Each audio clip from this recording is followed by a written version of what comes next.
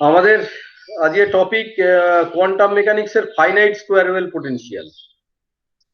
আমি ধরে দিচ্ছি তোমরা ইনফাইনাইট স্কোয়ার ওয়েল পোটেনশিয়ালটা এর আগে জানো বা তোমাদের পড়া আছে। তার কারণ ইনফাইনাইট স্কোয়ার ওয়েল পোটেনশিয়ালটা সম্বন্ধে যদি তোমাদের টোটাল ধারণা থাকে তাহলে ফাইনাইট স্কোয়ার ওয়েল পোটেনশিয়ালটা বুঝতে সুবিধা হবে। এখানে পোটেনশিয়াল ভার্সেস কোঅর্ডিনেট প্লট করা হয়েছে। তো এখানে তিনটে রিজিয়ন দেওয়া হয়েছে। তিনটে রিজিয়ন দেখো, বাউন্ডারি গুলো হচ্ছে at x equal to a and x equal to minus a। x equal to a হচ্ছে এই বাউন্ডারিটা, আর x equal to minus a হচ্ছে এইটা, আর x equal to 0 এই মিডিলে রাখা হয়েছে। আর এই ওয়েলের যে মিডল সেইটা আর অরিজিন এটা কোইনসাইড করেছে।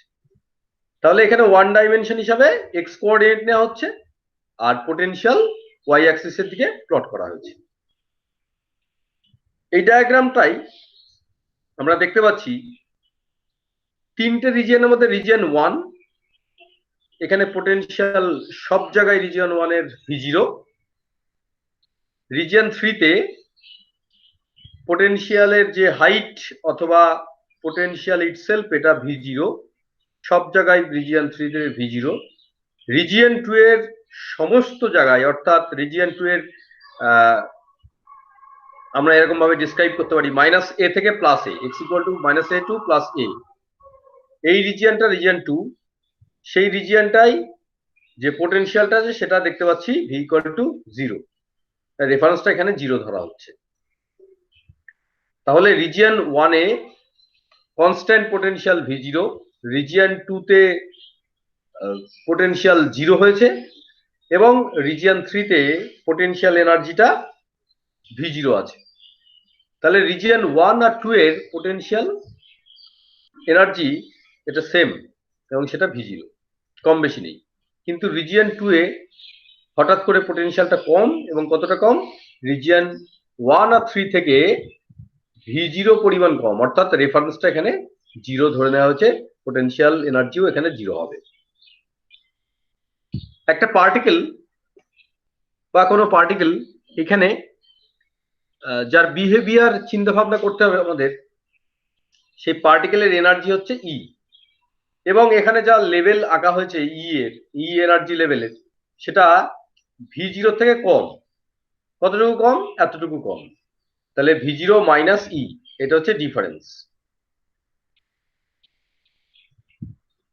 এবার রিজিয়ন 1 এ যদি আমরা পার্টিকেলটার পোটেনশিয়াল এনার্জি এবং টোটাল এনার্জি জানি, কাইনেটিক এনার্জি যদি বার করতে চাই তাহলে কি করতে হবে? এই যে টোটাল এনার্জি এইটুকু মাইনাস V0, V0টা কিন্তু এখানে বড়, মনে রাখতে হবে, ই লেস দ্যান V0।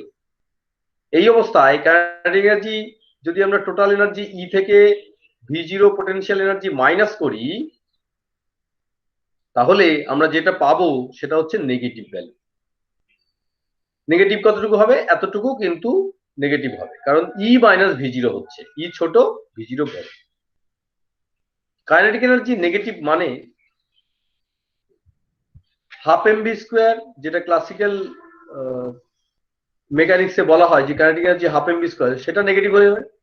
আর ভিটা এখানে হাফ mv স্কোয়ারের যে ভি, সেটা ভেলোসিটি অফ দ্য পার্টিকেল, তাহলে ভেলোসিটি কিন্তু ইমাজিনারি হয়ে যাবে। এই ইমাজিনারি ভেলোসিটি মানে বোঝাই যাচ্ছে যে এটা ফিজিক্যালি এক্সপ্লেন করা যাবে না, অথবা অন্যভাবে বললে ক্লাসিক্যাল মেকানিক্স বলে দিচ্ছে যে রিজিয়ন 1 এবং রিজিয়ন 3 এগুলোর মধ্যে পার্টিকেল থাকার সম্ভাবনা নেই, এবং রিজিয়ন 1 আর রিজিয়ন 3 এই দুটোকে এখানে ক্লাসিক্যাল ফরবিডেন রিজিয়ন বলা হচ্ছে। এখানে তোমাদের আর একটা ব্যাপারে সতর্ক করে দিচ্ছি যে অনেক সময় এখানে যে Vx বা V0 এগুলোকে পোটেনশিয়াল বলা হচ্ছে, অ্যাকচুয়ালি এই পোটেনশিয়ালটা তোমরা পোটেনশিয়াল এনার্জি হিসাবে ভাবো, অর্থাৎ এইটা কিন্তু যেগুলোকে পোটেনশিয়াল বলা হচ্ছে সেগুলো পোটেনশিয়াল এনার্জি। যদি পোটেনশিয়াল এনার্জি না হবে তাহলে তুমি টোটাল এনার্জি থেকে মাইনাস করতে পারবে না। সেজন্য এগুলো ডাইমেনশন, এই এনার্জি ই বা পোটেনশিয়াল এনার্জি ভি, এগুলো ডাইমেনশন একই। এখানে পোটেনশিয়াল বলা হলেও অ্যাকচুয়ালি পোটেনশিয়াল এনার্জি প্লট করা হয়েছে।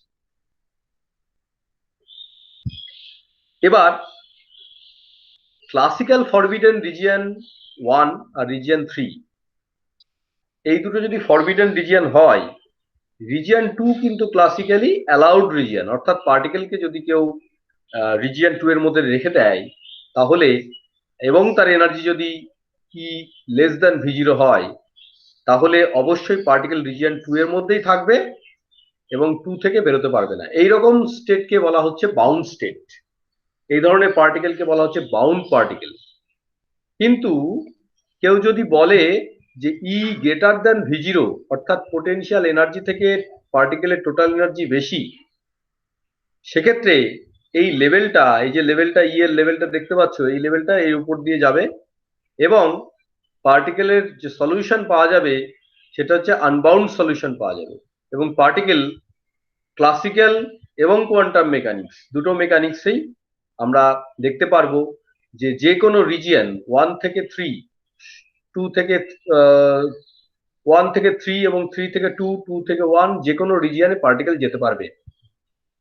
এবং পার্টিকেল যদি রিজিয়ন 1 অথবা রিজিয়ন 3 তে যায়, তার মানে সেটা হচ্ছে আনবাউন্ড সলিউশন। তার কারণ হচ্ছে রিজিয়ন 1 এর বিস্তৃতি দেখো, এই রিজিয়ন 1 এর একটা বাউন্ডারি হচ্ছে x ইকুয়াল টু মাইনাস এ, কিন্তু এই দিকে অর্থাৎ লেফট সাইডে কিন্তু ইনফিনিটি থেকে মাইনাস ইনফিনিটি থেকে শুরু হচ্ছে। তাহলে মাইনাস ইনফিনিটি থেকে মাইনাস এ পর্যন্ত রিজিয়ন 1, এখানে যে কোনো জায়গায় পার্টিকেল থাকতে পারে যদি পার্টিকেলের এনার্জি ই সেটা ভি0 থেকে বড় হয়। এখানে যে গ্রাফটা প্লট করা হয়েছে সেটা দেখানো হচ্ছে বাউন্ড সলিউশন অথবা ই লেস দ্যান ভি0। আবার রিজিয়ন 3 তে পার্টিকেল থাকা মানেও এটা বহুদূর পর্যন্ত যেতে পারে, এক্স ইকুয়াল টু ইনফিনিটি পর্যন্ত যেতে পারে। কিন্তু শুধুমাত্র পার্টিকেল যদি রিজিয়ন 2 তেই থাকে, তার মানে বুঝে নিতে হবে পার্টিকেলকে বাউন্ড করা আছে এবং বাউন্ড পার্টিকেল অথবা বাউন্ড সলিউশন এখানে পাওয়া যাবে। ওয়েভ ফাংশন গুলো সেরকম ভাবেই আমরা পাবো। এখন প্রশ্ন হচ্ছে, ক্লাসিক্যাল মেকানিক্স যে বলছে যে রিজিয়ন 1 আর 3 তে পার্টিকেল একদমই প্রবেশ করতে পারবে না, কেননা এখানে কাইনেটিক এনার্জি নেগেটিভ হয়ে যাবে। কোয়ান্টাম মেকানিক্সে আমরা দেখব যে there is a finite probability that a particle in the region 1 and 3, অর্থাৎ পার্টিকেল কিন্তু 1 and 3 তে একটা ফাইনাইট প্রবাবিলিটি নিয়ে থাকতে পারে, অর্থাৎ পার্টিকেল রিজিয়ন 1 আর 3 তে অল্প স্বল্প ঢুকতেই পারে। প্রবাবিলিটি কম হলেও সে রিজিয়ন 1 এবং রিজিয়ন 3 তে ঢুকতে পারবে, যদিও ই লেস দ্যান এখানে ভি0 হচ্ছে। তাহলে ক্লাসিক্যাল মেকানিক্স একদমই বলে দিচ্ছে যে 1 আর 3 তে তার থাকার কোনো সম্ভাবনা নেই। কিন্তু কোয়ান্টাম মেকানিক্সে সেটা আমরা আলোচনা করব এবং কনক্লুশন আমরা আগেই বলে দিচ্ছি যে দেখতে পারবো যে রিজিয়ন 1 আর 3 এর মধ্যে প্রবাবিলিটি খুব কম হলেও পার্টিকেল কিন্তু লিক করে রিজিয়ন 2 থেকে লিক করে 1 আর 3 এর মধ্যে অল্প স্বল্প বা অল্প প্রবাবিলিটিতে যেতে পারে। এটাই আমরা এখানে প্রমাণ করব। এবং আরেকটা জিনিস এখানে প্রমাণ করার বিষয় রয়েছে যে রিজিয়ন 2 তে আমরা জানি ক্লাসিক্যাল মেকানিক্সে যে কোনো এনার্জি অ্যালাউয়েবল, অর্থাৎ পার্টিকেল যে কোনো এনার্জি নিয়ে রিজিয়ন 2 তে থাকতে পারে। তাহলে ইটা কন্টিনিউয়াস এনার্জি বলে ক্লাসিক্যাল মেকানিক্স বলে দিচ্ছে। কোয়ান্টাম মেকানিক্স বলে দিচ্ছে কিন্তু আলাদা কথা, বলছে যে রিজিয়ন 2 তে পার্টিকেলের এনার্জি বা বাউন্ড স্টেটের পার্টিকেলের এনার্জি যা খুশি তাই হতে পারবে না। কিছু কোয়ান্টাইজড ভ্যালু আছে, সেই কোয়ান্টাইজড ভ্যালু ছাড়া অন্যান্য ভ্যালুগুলো সে পজেস করতে পারবে না। এখানে একটা কিন্তু বিরাট ডিফারেন্স চলে আসবে between classical mechanics and quantum mechanics. এটা আমরা এখানে এনার্জি যে আইগেন ভ্যালু সেগুলো আমরা বার করতে পারবো। তাহলে এই যে কন্টিনিউয়াস আর ডিসক্রিট ভ্যালু, এই দুটোর মধ্যে একটা কনফ্লিক্ট আছে কোয়ান্টাম মেকানিক্স আর ক্লাসিক্যাল মেকানিক্সের মধ্যে।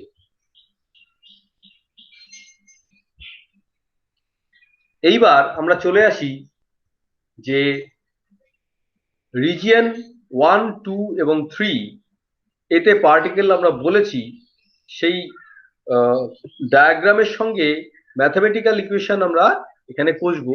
Vx equal to V0 for x less than minus A, অর্থাৎ মাইনাস ইনফিনিটি থেকে এ পর্যন্ত সমস্ত জায়গায় পোটেনশিয়াল এনার্জি V0।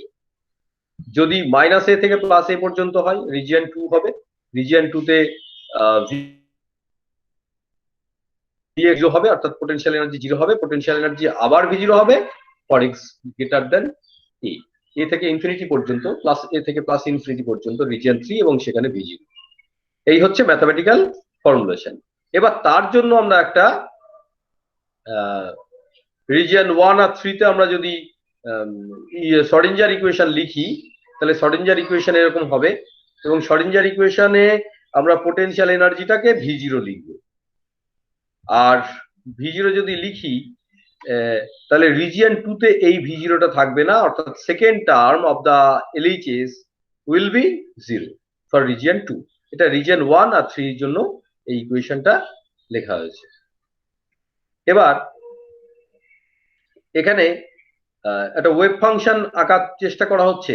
এই ওয়েভ ফাংশনটা কিছু ইন্টিজারের উপর ডিপেন্ড করে। সেই ইন্টিজারটা হচ্ছে n, এবং n এর মান যদি 1 হয় আমরা গ্রাউন্ড স্টেট এনার্জি পাবো। সেক্ষেত্রে একটা বেল শেপ ওয়েভ ফাংশন পাওয়া যাবে, এবং বেল শেপ ওয়েভ ফাংশনের কিছু অংশ, ওয়েভ ফাংশনের কিছু অংশ কিন্তু রিজিয়ন 1 আর রিজিয়ন 3 তে প্রবেশ করবে, এবং যার ফলে এখানে একটা ফাইনাইট প্রবাবিলিটি কিন্তু থাকবে।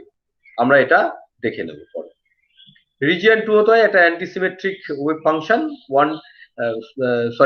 n ইকুয়াল টু 2 টা একটা antisymmetric wave function, n equal to 3 টা একটা সিমেট্রিক ওয়েভ ফাংশন। এরকম ভাবে অল্টারনেটিভলি সিমেট্রিক অ্যান্টিসিমেট্রিক হিসাবে ওয়েভ ফাংশন গুলো চলতে থাকবে। গ্রাউন্ড স্টেটটা symmetric bell shaped, next excited স্টেটটা n ইকুয়াল টু 2 সেটা অ্যান্টিসিমেট্রিক। n ইকুয়াল টু 3 এর জন্য আবার সিমেট্রিক ওয়েভ ফাংশন তৈরি হচ্ছে, দুই দিকে একই রকম দেখতে, তাহলে সিমেট্রিক এটা ওয়েভ ফাংশন। এরকম ভাবে চলতে থাকছে। এবং এই যে গ্যাপটা, এই গ্যাপের মধ্যে কোনো এনার্জি কিন্তু প্রসেস করতে পারবে না। এগুলো হচ্ছে ফরবিডেন গ্যাপ। এই গ্যাপগুলোর মধ্যে কোনো এনার্জি পার্টিকেল প্রসেস করতে পারবে না, অর্থাৎ n এর মান ইন্টিজার ছাড়া অন্য কিছু হবে না, ফ্র্যাকশন হবে না। আমরা রিজিয়ন 1 আর 3 তে শর্ডিঞ্জার ইকুয়েশন লিখেছি, যেটা আমাদের সলভ করতে হবে এই শর্ডিঞ্জার ইকুয়েশন। রিজিয়ন যদি 2 তে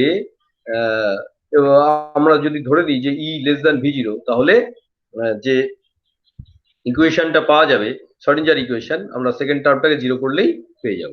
কিন্তু এইটাকে এই V0 মাইনাস সাই আর E সাই এই দুটোকে একদিকে নিয়ে গেলে হয়ে যাবে V0 minus E multiplied by সাই। আমি V0 টার্মটাকে যেহেতু বড় সেহেতু আগে রাখছি, আমরা V0 থেকে E টা মাইনাস করছি, এবং সেখানে যদি একটা কনস্ট্যান্ট ধরে নিই যে এরকম alpha square equal to 2m by h cut square V0 minus E, তাহলে এখানে যে h টা রয়েছে সেটা h কাট অ্যাকচুয়ালি। তাহলে যে ইকুয়েশনটা তৈরি হবে Schrodinger equation for region 1 and region 3, first and third equation, যেগুলো ক্লাসিক্যাল ফরবিডেন রিজিয়ন, সেই রিজিয়নের জন্য একটা ইকুয়েশন পাওয়া যাবে, একটা শর্ডিঞ্জার ইকুয়েশন। এই শর্ডিঞ্জার ইকুয়েশনে আলফার ভ্যালুটা কিন্তু পজিটিভ। এই যেখানে আলফাটা দেখা যাচ্ছে, এই আলফাটা, আলফা স্কোয়ারের ভ্যালুটা কিন্তু পজিটিভ। তাহলে আলফা স্কোয়ারের ভ্যালু এবং আলফা, তাহলে আমরা এখান থেকে যে সলিউশনটা পাবো সেটা এক্সপোনেনশিয়াল সলিউশন এখানে তৈরি হবে। খুব সহজেই আমরা এক্সপোনেনশিয়াল সলিউশনটা পেয়ে যাব, এবং এক্সপোনেনশিয়াল সলিউশনের মধ্যে আমরা দেখব একটা e to the power minus alpha x আছে, একটা e to the power plus x plus alpha x আছে, দুটো টার্ম আছে, এবং দুটো কনস্ট্যান্টও এখানে আননোন কনস্ট্যান্ট, ইয়েট আননোন, এটা দেওয়া হয়েছে। তাহলে এই যে সলিউশনটা সেটা রিজিয়ন 1 এর জন্য পাওয়া গেল আর 3 এর জন্য পাওয়া গেল।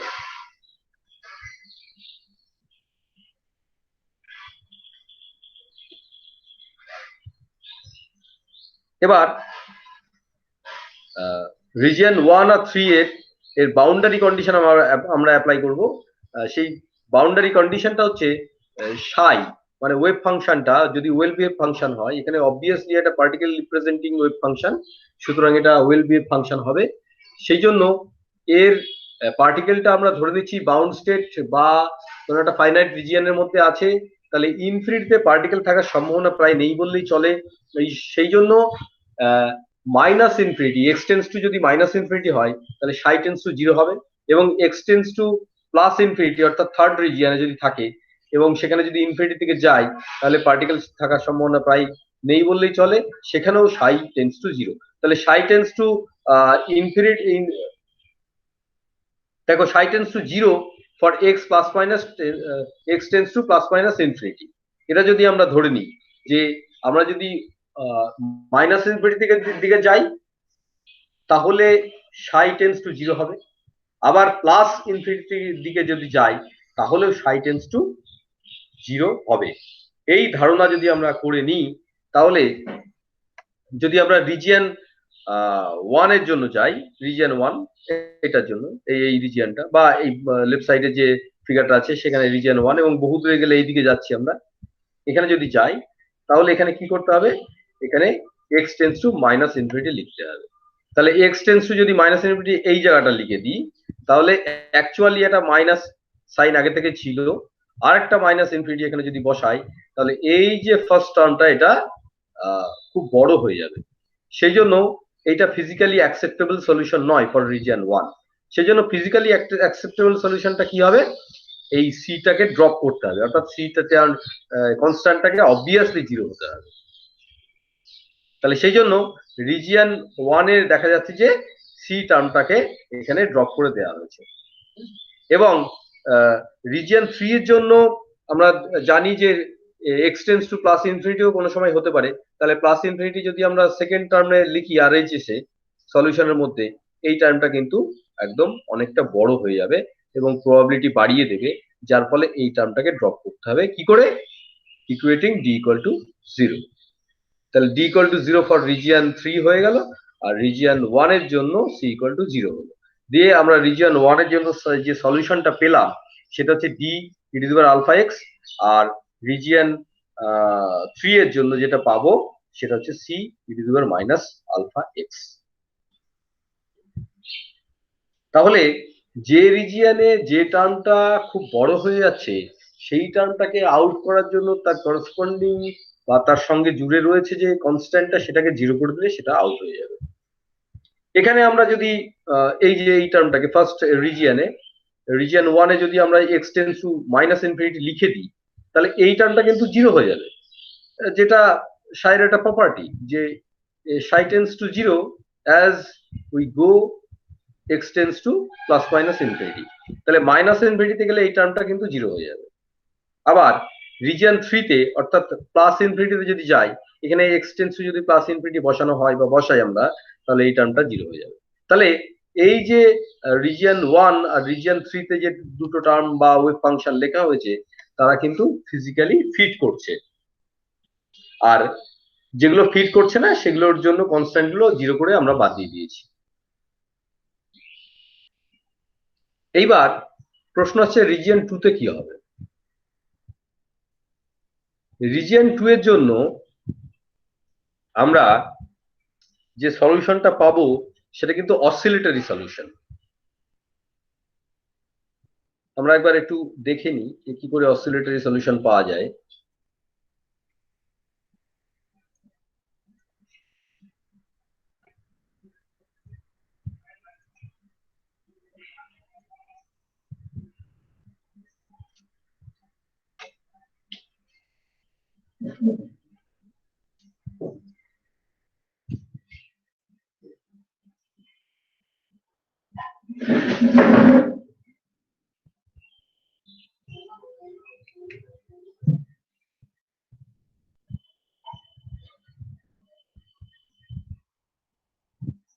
এইটা হচ্ছে আমাদের পোটেনশিয়াল এনার্জির গ্রাফ, রিজিয়ন 2, রিজিয়ন 1, রিজিয়ন 3। এইখানটা একদম middle point of the potential ওয়েলকে অরিজিন হিসাবে ধরে নেওয়া হচ্ছে, এটা মাইনাস এ, এবং এটা হচ্ছে প্লাস এ, তাহলে উইথ যেটা সেটা হচ্ছে 2a, এখানে উইথটা 2a ধরে দেওয়া হচ্ছে। আর এই যে হাইটটা, পোটেনশিয়াল এনার্জির যে হাইট, সেটা v0 বলা হচ্ছে। আর এনার্জিটা ভাবা হচ্ছে যে v0 থেকে যেন কম হয়, এরকম একটা। অর্থাৎ প্রথমেই ভেবে নেওয়া হচ্ছে E less than peak potential বা পিক পোটেনশিয়াল এনার্জি। তাহলে এইটা কতটুকু হবে, এই পার্টটা, এটা হয়ে যাবে v0 মাইনাস ই, আমরা বড় থেকে ছোটটা মাইনাস করলাম। এবার শ্রোডিঞ্জার ইকুয়েশন আমরা যদি লিখি, রিজিয়ন প্রথমে 1 অথবা 3 এর জন্য লিখি, রিজিয়ন 1 এ যদি লিখি তাহলে minus h cut square by 2m d2 psi dx2। এখানে আমরা সাইটা টাইম ইন্ডিপেন্ডেন্ট সলিউশনটা লিখেছি, সুতরাং আমরা পার্শিয়াল ডেরিভেটিভ করছি না, এখানে টোটাল ডেরিভেটিভ করছি। Plus v0 psi equal to e psi। এইটা রিজিয়ন 1 এর জন্য লিখলেও রিজিয়ন 3 এর জন্য কিন্তু ভ্যালিড হবে, কারণ রিজিয়ন 3 এর জন্য একই। এবার d2 psi dx2 এটা ইকুয়াল টু কত হবে, এটা ইকুয়াল টু হবে v0 minus e into psi। এই টার্মটা এখানে নিয়ে গেলাম, ডান দিকে নিয়ে যাওয়ার পরে এই যে নেগেটিভ সাইনটা আছে, সেই নেগেটিভ সাইনটা যদি মাল্টিপ্লিকেশন করি তাহলে e মাইনাস v0 টা উল্টে গিয়ে v0 মাইনাস e হয়ে যাবে। আর এই যে 2m by h square square left সাইডে ছিল, সেটা h স্কয়ার বাই 2m ছিল, সেটা ডান দিকে রাইট সাইডে গিয়ে 2m বাই h স্কয়ার হয়ে যাবে। এইবার আমরা এইটাকে, এই যে 2m by h square multiplied by এটা আমরা আলফা ধরতে পারি, এখানে আলফা স্কয়ার ধরা হয়েছে কিন্তু 60। তাহলে আলফা অ্যাকচুয়ালি কত হলো, alpha actually root over twice m, এবং এটা বলা হচ্ছে পজিটিভ 0 মাইনাস e। এরকম একটা ইকুয়েশন আমরা পেলাম ফর রিজিয়ন 1 এন্ড 3। তাহলে এই ইকুয়েশনটার যে সলিউশনটা, ট্রায়াল সলিউশনটা, সেটা অবভিয়াসলি এরকম হতে পারে যে ট্রায়াল সলিউশন হচ্ছে e to the power m into x। এইটা ট্রায়াল সলিউশন যদি আমরা বসাই তাহলে m এর ভ্যালু কত পাবো, m square equal to alpha square পাবো। তাহলে m এর ভ্যালু পাওয়া যাবে প্লাস মাইনাস আলফা। তাহলে প্লাস মাইনাস আলফা যদি পাওয়া যায়, সাইড যে সলিউশন পাওয়া যাবে সেটা হচ্ছে a e to the power alpha x, আর এখানে মনে হয় cd ইউজ করা হয়েছিল, তাহলে c e to the power alpha x আর d e to the power minus alpha x। দুটো সলিউশনই এখানে ঢুকিয়ে দেওয়া হলো ফর রিজিয়ন 1 এন্ড রিজিয়ন 3। কিন্তু এই সিটা কখনো 0, কখনো ডিটা 0।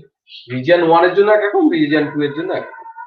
রিজিয়ন 3 এর জন্য যদি ইনফিনিটিতে আমরা চলে যাই, এক্সটেন্স যদি আমরা ইনফিনিটি করে দিই, তাহলে সাই টেন্স টু অবভিয়াসলি এখানে 0 হবে। এই কন্ডিশন ইম্পোজ করলে আমরা দেখবো যে সি কনস্ট্যান্টটা এখানে 0 হয়ে যায়। তাহলে এই জায়গাটায় সি ইকুয়াল টু 0 হয়ে যাচ্ছে। একই রকম ভাবে এক্স টেন্স টু যদি আমরা মাইনাস ইনফিনিটি করে দিই, তাহলে সাই টেন্স টু 0 হওয়া উচিত, এবং সেক্ষেত্রে দেখবো যে ডি টার্মটা ঝামেলা হয়ে যাচ্ছে, সেই জন্য ডি টার্মটা ফাংশনটাকে বড় করে দিচ্ছে, ডি টেন্স টু, তাহলে ডি টেন্স টু নয়, ডি ইকুয়াল টু আমরা 0 করে দেবো। তাহলে 0 করলে আমরা এখানে সলিউশনটা কি পাবো, এই থার্ড রিজিয়নে যে সলিউশনটা পাবো সেটা হচ্ছে, থার্ড রিজিয়নে যে সলিউশনটা পাবো সেটা হচ্ছে সাই, এটা 3 লিখে দিলাম, equal to D E to the power minus alpha x. আর রিজিয়ন 1 এ আমরা পাবো psi 1 equal to C E to the power plus alpha x. এবার এখানে যদি কেউ মাইনাস ইনফিনিটি বসায় তাহলে এটা টেন্স টু 0 পাবে, কোনো সমস্যা নেই। তাহলে দুটো রিজিয়ন 1 আর 3 এর জন্য আমরা বুঝতে পারলাম যে এটা হচ্ছে এই সলিউশনটা, 3 এর জন্য এই সলিউশনটা, আর 2 এর জন্য আরেকটা বার করলাম। 2 এর জন্য কি হবে? 2 এর জন্য তেমন জটিল নয়, প্রসেসটা খুব সোজা। 2 এর জন্য হবে যেটা h cut square by 2m d2 psi dx2 plus 0 psi। কেন? কারণ 2 তে potential v equal to 0 equal to e psi, এটা আমরা পাবো। এখানে নেগেটিভ সাইনের যদি প্রথম থেকে হাঁটিয়ে দিই, সরিয়ে দিই, তাহলে কত হবে? ওইদিকে গিয়ে এটা minus twice M E by H cut square multiplied by psi হবে। এখানে কিন্তু নেগেটিভ সাইন ছিল না, এটা পজিটিভ ছিল। পার্থক্যটা এখানেই, যে এখানে পজিটিভ সাইন আসছে আর এখানে নেগেটিভ সাইন আসছে। তাহলে এখানে একটা কনস্ট্যান্ট আমরা ধরে নিচ্ছি, সেটাকে বলছি কে স্কোয়ার। এই টুয়াইস এম ই যে ব্র্যাকেটে লেখা আছে twice M E by H cut square equal to K square multiplied by psi, যেখানে কেটা হচ্ছে root over twice M E by H cut square, এরকম করে দেওয়া হচ্ছে। এইবার এই যে ইকুয়েশনটা আর এই লাস্ট যে ইকুয়েশনটা আমরা রিজিয়ন 2 এর জন্য লিখলাম, তার মধ্যে বেসিক একটা পার্থক্য কিন্তু রয়েছে। সেই পার্থক্যটা কি? পার্থক্যটা হচ্ছে সাইন। এখানে প্লাস সাইন ছিল আর এখানে মাইনাস সাইন আছে। প্লাস সাইন থাকলে মনে রাখবে এই যে exponential plus minus alpha x এই ধরনের সলিউশন পাওয়া যায়। আর যদি মাইনাস সাইন থাকে তাহলে আমরা যদি ট্রায়াল সলিউশন এখানেও সেই এটা ট্রায়াল এরকম ধরে নিই যে সাই এর ট্রায়াল ইকুয়াল এম এক্স এরকম যদি ধরে নিই, তাহলে এম সমান যেটা পাওয়া যাবে, যেহেতু মাইনাস সাইন আছে, এম স্কোয়ার যেটা পাওয়া যাবে মাইনাস কে স্কোয়ার। তাহলে এম ইকুয়াল টু পাওয়া যাবে plus minus I K. I মানে কি? আই মানে imaginary number root over minus 1। তো যদি তাই হয় তাহলে সাই 1 এখানে কিন্তু অসিলেটরি সলিউশন পাওয়া যাবে, অর্থাৎ a e to the power i k x plus b e to the power minus i k x এই ধরনের সলিউশন কিন্তু পাওয়া যাবে। আমি একটা প্রাইম দিয়ে দিচ্ছি, তার কারণ না হলে ওই আগে আমাদের স্লাইডে যে সলিউশনটা আছে তার সঙ্গে পার্থক্য করার জন্য এখানে স্লাইড আমি প্রাইম দিয়ে দিচ্ছি যে a প্রাইম, এটা নিয়ে এটা চিন্তা নেই। এটা constant multiplied by e to the power i k x আর একটা constant multiplied by e to the power minus i। এই সলিউশনটাকে কেন অসিলেটরি সলিউশন বলে? কারণ কেউ যদি e to the power i k x কে ভেঙে ফেলে তাহলে একটা সাইনও পেতে পারে, কসও পেতে পারে। i k x হবে কত? এটা হচ্ছে cos kx cosine kx plus i sin kx। সেই জন্য এটা হচ্ছে অসিলেটরি সলিউশন। কিন্তু এই যে e to the power alpha x আর e to the power minus alpha x এগুলো কিন্তু অসিলেটরি সলিউশন নয়। এই দুটো কার্ভ যদি দেখো, এই যে e to the power minus alpha x এটা কার্ভ কিন্তু এরকম ভাবে ফল করবে। আমরা যদি x e to the power minus alpha x versus x রাখি তাহলে এটা ফল করবে। আর যদি আমরা সাইন বা কস কে এঁকে ফেলি তাহলে সাইন কে এক্স কি ধরনের গ্রাফ পাওয়া যাবে? সাইন কে এক্স যদি গ্রাফ 0 x ইকুয়াল টু 0 তে 0 হবে, এরকম ধরনের অসিলেটরি পাওয়া যাবে। কিন্তু e to the power plus minus alpha x কখনোই এই ধরনের অসিলেটরি সলিউশন দেবে না, এটা এই ধরনের গ্রাফ একটা পাওয়া যাবে। এটা হচ্ছে আমি e to the power x equal to 0 e to the power plus x টা আনলাম, এই ধরনের সলিউশন কিন্তু পাওয়া যাবে। আর যাই হোক cos x বা sin x এই দুটোই অসিলেটরি। সে হয়তো এখানে cos x এর জন্য ম্যাক্সিমাম 0 তে পাওয়া যাবে, x ইকুয়াল টু 0 তে ম্যাক্সিমাম হয়, কিন্তু দুটোই অসিলেটরি সলিউশন। তাহলে যেটা পাওয়া গেল সেটা হচ্ছে রিজিয়ন 2 তে অসিলেটরি সলিউশন আর রিজিয়ন 1 আর 3 থেকে এক্সপোনেনশিয়াল সলিউশন এই পাওয়া গেল। এইবার আমাদের বাউন্ডারি কন্ডিশন আমরা ইউজ করব। বাউন্ডারি কন্ডিশনটা কি? বাউন্ডারি কন্ডিশনটা হচ্ছে x equal to minus a তে ফাংশনটা কন্টিনিউয়াস, আবার x equal to plus a তে ফাংশনটা কন্টিনিউয়াস, এবং যেহেতু এটা ফাইনাইট, এটা যেহেতু ফাইনাইট তাদের ডেরিভেটিভও কন্টিনিউয়াস হবে। তাহলে x equal to plus a তে বা মাইনাস a তে ফাংশনগুলো কন্টিনিউয়াস। ফাংশনগুলো কন্টিনিউয়াস মানে রিজিয়ন 1 এর শেষে গিয়ে যে ফাংশনটা যে ভ্যালু দেবে মাইনাস a তে, রিজিয়ন 2 এর শুরুতে ফাংশনটার ভ্যালু সেটাই হবে। আবার একই রকম ভাবে রিজিয়ন 2 তে x ইকুয়াল টু a এর যে ভ্যালুটা হয় রিজিয়ন 3 তে গিয়ে x ইকুয়াল টু a বা ডান পাশে গিয়ে ফাংশনটার ভ্যালু একই হবে। এটা হচ্ছে continuity of the wave function. আরেকটা হচ্ছে যদি এই ব্যারিয়ার বলো আর স্টেপ বলো বা যাই বলো, এই যে হঠাৎ করে পোটেনশিয়ালটা চেঞ্জ হচ্ছে, এই চেঞ্জটা যদি ফাইনাইট হয় তাহলে ওয়েভ ফাংশনের ফার্স্ট ডেরিভেটিভ বা স্লোপ, ফার্স্ট ডেরিভেটিভকে স্লোপও বলা যায়, এই স্লোপটাও কিন্তু কন্টিনিউয়াস হবে। তাহলে আমরা দুটো কন্ডিশন এখানে ব্যবহার করব। একটা হচ্ছে wave function itself is continuous and the derivative of wave function or slope is continuous across the boundary. যে কোনো জায়গায় কন্টিনিউয়াস হচ্ছে, বাউন্ডারিতেও সেরকম একই রকম ভাবে কন্টিনিউয়াস হচ্ছে, এটা আমরা বলতে পারি। আচ্ছা, নেক্সট আমরা স্লাইডে চলে যাচ্ছি।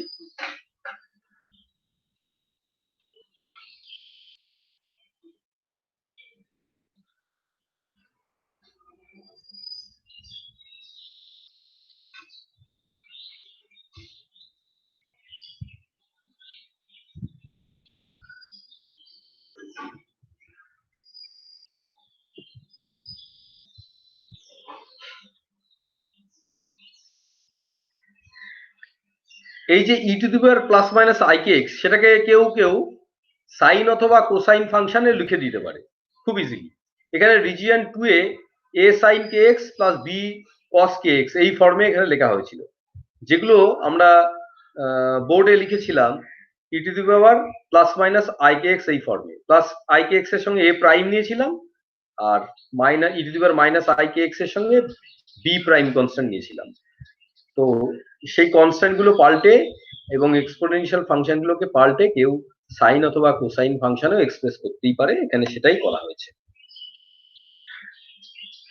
এবং বাউন্ডারি কন্ডিশন ইম্পোজ করে রিজিয়ন 1 আর রিজিয়ন 3 এটা লেখা হয়েছে।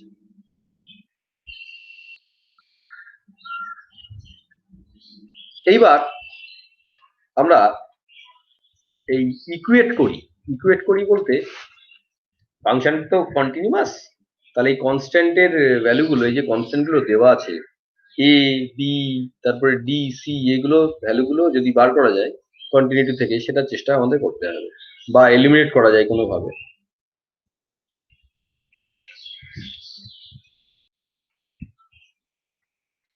এখানে বলা হচ্ছে continuity condition on Sai and it's derivative at boundary or x equal two plus minus A gives. তাহলে ফাংশনগুলো কন্টিনিউয়াস, সুতরাং বুঝতে হবে যে এক্স ইকুয়াল টু যদি আমরা মাইনাস এ বসাই, কিরকম বসাবো, এইখানটায় এই জায়গাটায়, এটা রিজিয়ন 1 এর জন্য, এখানে আমরা মাইনাস এক্স এর জায়গায় মাইনাসে বসিয়ে দেবো। আর এই জায়গাটা কত বসাবো, এই জায়গাটাও এক্স ইকুয়াল টু মাইনাসে বসাবো, দিয়ে দুটো সমান করে দেবো। আবার প্লাস এতে কোনটা সমান হবে, রিজিয়ন 2 আর 3 এর মধ্যে বাউন্ডারি আছে প্লাস এতে, তাহলে এখানে প্লাসে বসাতে হবে, এখানেও প্লাসে বসাতে হবে, তার সঙ্গে ইকুয়েট করতে হবে, এখানে প্লাসে বসি, তাহলে এই দুটো ইকুয়েশন পাওয়া যাবে এবং এদের ডেরিভেটিভও একই সঙ্গে বসাতে হবে। তাহলে মোট 4টে ইকুয়েশন এখানে পাওয়া যাবে। প্রথমে আমরা প্লাস এটা বসাবো, তারপরে মাইনাস এটা বসাবো, দুটোই আমরা পরপর বসিয়ে দেবো, বসিয়ে দিয়ে এবং তার ডেরিভেটিভ গুলো বসিয়ে দেওয়ার পরে যদি আমরা ইকুয়েট করি তাহলে দেখতে পারবো যে এই দুটো ইকুয়েশন থেকে খুব সহজভাবে দেখা যাচ্ছে যে সি আর ডি সমান হয়ে যাচ্ছে। সি আর ডি এর মধ্যে বেশি কোনো ডিফারেন্স এখানে নেই। তোমরা যদি এটা ইয়ে করো, মানে এই দুটো ইকুয়েশন কম্পেয়ার করো, দেখো তাহলে সি আর ডি কিন্তু ইকুয়াল হয়ে যায়, কারণ ডান দিকটা ইকুয়াল। আবার এটাও যদি কম্পেয়ার করো তাহলে দেখা যাবে সি আর ডি ইকুয়াল, তাহলে ডান দিকটা ইকুয়াল বলে বাঁ দিকটাও ইকুয়াল করতে হবে, সেই জন্য সি আর ডি ইকুয়াল হয়ে যাচ্ছে। এরপরে এই যে ইকুয়েশন 4টে ইকুয়েশন পাওয়া গেল, সেই 4টে ইকুয়েশন একটা অন্যটাকে দিয়ে ভাগ করবো। কোনটাকে দিয়ে ভাগ করবো, দেখো আমরা যদি এই যে ডান দিকের উপরে ডান দিকের যে ইকুয়েশন তাকে বাঁ দিকের যে ইকুয়েশন সেটা দিয়ে যদি ভাগ করে দিই তাহলে কত হবে, তাহলে এই সাইন বাই কস এটা ট্যান হয়ে যাবে এবং k a tan k a equal to আলফাই পাওয়া যাবে।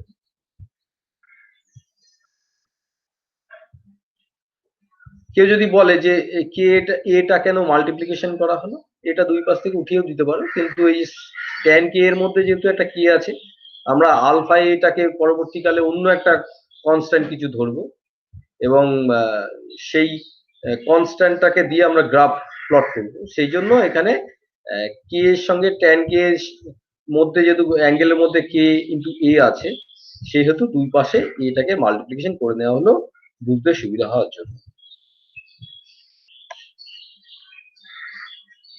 এবার এখানে আমরা পিছনের স্লাইডে দেখো, এই এন এর অডের ভ্যালুর জন্য এন যখন অড তখন সিমেট্রিক ওয়েভ ফাংশন গুলো পাওয়া যায়, আর এন যখন ইভেন হবে তখন অ্যান্টি সিমেট্রিক ওয়েভ ফাংশন গুলো তখন পাওয়া যাবে।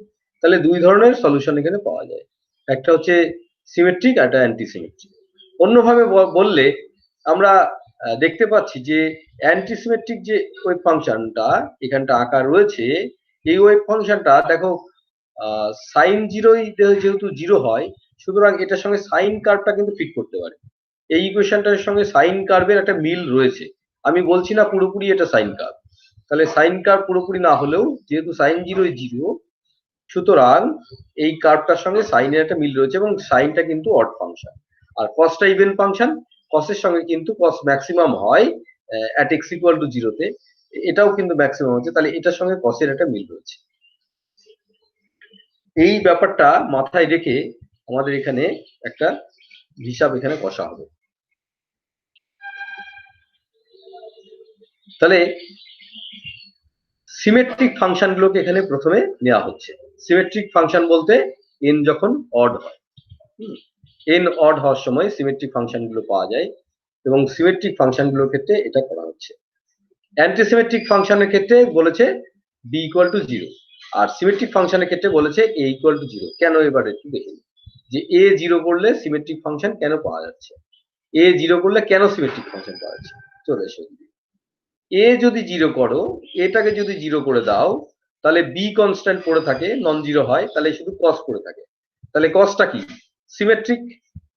আর যদি বিটাকে জিরো করে দাও তাহলে সাইন পড়ে থাকবে, যেটা কিন্তু অ্যান্টিসিমেট্রিক ওয়েভ ফাংশন।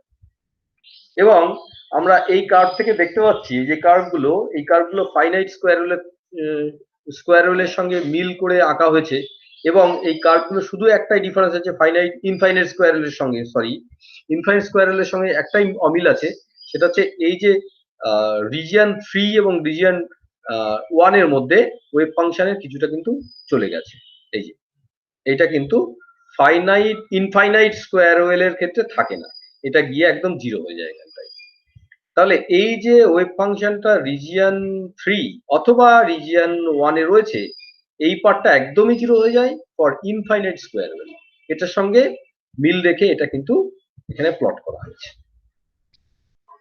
এবং প্লট করার সময় বলা হচ্ছে যে যদি n equal two odd number হয়, অর্থাৎ n equal to 1, n equal to 3, n equal two 5, এগুলোর জন্য আমরা একটা ইভেন ফাংশন পাবো যেটা কস ফাংশন হতে পারে।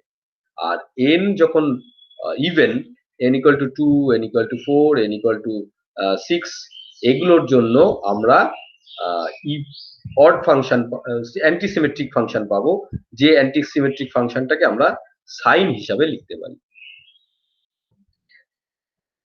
তাহলে n ইকুয়াল টু 1, 3, 5, 7 এগুলোর জন্য আমরা ওই ফাংশনটাকে কস হিসাবে নেব, আর আদারওয়াইজ যদি ইভেন হয় তাহলে আমরা সাইন হিসাবে নেব। এটা হচ্ছে কনক্লুশন। তো সেই দিকে আমরা যাচ্ছি। সেই জন্য রিজিয়ন 2 তে যখন সিমেট্রিক ওয়েভ ফাংশন বলা হচ্ছে, সিমেট্রিক ওয়েভ ফাংশনের জন্য আমরা এটাকে জিরো করে দিচ্ছি, তাহলে কস পড়ে থাকছে। আর রিজিয়ন 2 এ যখন আমরা অ্যান্টিসিমেট্রিক ওয়েভ ফাংশন নেব তখন আমরা সাইনটাকে রাখবো, বিটাকে জিরো করে দেবো। এখানে অ্যান্টিসিমেট্রিক ওয়েভ ফাংশন বলতে বিটাকে জিরো করে দেওয়া হচ্ছে। আর একই রকম ভাবে ওয়েভ ফাংশন এবং তাদের ডেরিভেটিভ গুলো আমরা কন্টিনিউয়াস ধরে দেবো এবং সেই কন্টিনিউটি ইকুয়েশনে আমরা যদি বসিয়ে দিই তাহলে মোট দুটো বাউন্ডারির জন্য 4টে ইকুয়েশন পাওয়া যাবে। সেই 4টে ইকুয়েশন এখানে আবার লেখা হয়েছে। প্রথমটা লেখা হয়েছিল 4টে equation, for symmetric wave function অর্থাৎ a ইকুয়াল টু 0 করার জন্য, দ্বিতীয়টা অ্যান্টি সিমেট্রিক ওয়েভ ফাংশন অর্থাৎ b 0 এর জন্য। এখানে আরো দুটো ইকুয়েশন পাওয়া গেল এবং এখানে যেটা দেখা যাচ্ছে যে c equal to minus d। আমরা যদি কম্পেয়ার করি দুটো ইকুয়েশন, ডান দিকে দেখো একটা নেগেটিভ সাইন এক্সট্রা আছে, উপরে ইকুয়েশনটা নিচের সাইন ইকুয়েশনটাই নেগেটিভ সাইন নেই, তাহলে কম্পেয়ার করলেই c equal to minus d পেরিয়ে যাবে, বা এটা কম্পেয়ার করলেও হবে একই রকম ভাবে c equal to minus d পেরিয়ে যাবে। যদি আমরা ভাগ করে দিই তাহলে কি হবে, আমরা যদি এই যে কসটাকে যদি সাইন দিয়ে ভাগ করে দিই, অর্থাৎ সেকেন্ড ইকুয়েশন যদি ফার্স্ট ইকুয়েশন দিয়ে আমরা ডিভাইড করে দিই, তাহলে কে কট এ ইকুয়াল টু মাইনাস আলফা হয়ে যাবে। তাহলে ইকুয়েশন এখানে সিমেট্রিক ফাংশনের জন্য একরকম পাওয়া গেল ট্যান দিয়ে, আর অ্যান্টি সিমেট্রিক ওয়েভ ফাংশনটা কট দিয়ে পাওয়া গেল। বারবার একই জিনিস আমি বলছি যে এই যে আলফা অথবা কে, এই কনস্ট্যান্ট গুলোকে তোমাদের মাথায় রাখতে হবে। এর মধ্যে কিন্তু ই আর ভি0 জড়িয়ে আছে, আমি আরেকবার দেখিয়ে নিচ্ছি তোমাদের। আলফাটার মধ্যে দেখো, এই যে আলফাটার মধ্যে কি আছে, potential energy minus total energy, এই ডিফারেন্সটা এর মধ্যে আলফার মধ্যে রিফ্লেক্ট করছে। আর কে কি রিফ্লেক্ট করছে, total energy of the particle. এর মধ্যে টোটাল এনার্জিটা রয়েছে, এই ইটা আমাদের বার করতে হবে। এই ইটা পার্টিকেলের টোটাল এনার্জিটা বাউন্ড পার্টিকেল হলে কি কি ভ্যালু নিতে পারে, এটা আমাদের বার করতে হবে। এটা কিন্তু একটা বড় উদ্দেশ্য আমাদের। ওয়েভ ফাংশন তো আমরা বার করছি এবং অনেকটা পেয়েওছি, যে সাইন হবে না কস হবে না এক্সপোনেনশিয়াল হবে, ওয়েভ ফাংশন গুলো আমরা অনেকটা ধারণা করতে পেরেছি। এইবার এখানে আগের স্লাইডে আসি। এই যে কে এ, এইটাকে ধরা হচ্ছে কে, এটাকে ধরা হচ্ছে বিটা, আর আলফা এ যেটা সেটা ধরা হচ্ছে গামা। তাহলে আলফা এ কে হচ্ছে গামা আর কে এ কে ধরা হচ্ছে বিটা। এটা ধরলে beta square plus alpha square gamma square, beta square gamma square যোগ করলে এটা পাওয়া যাবে। কেন বিটা স্কোয়ার গামা স্কোয়ার যোগ করলে এটা পাওয়া যাবে, কারণ বিটার মধ্যে কি রয়েছে, বিটার মধ্যে দেখাবো ই আছে, আর গামার মধ্যে কি রয়েছে, গামার মধ্যে রয়েছে ভি0 মাইনাস ই।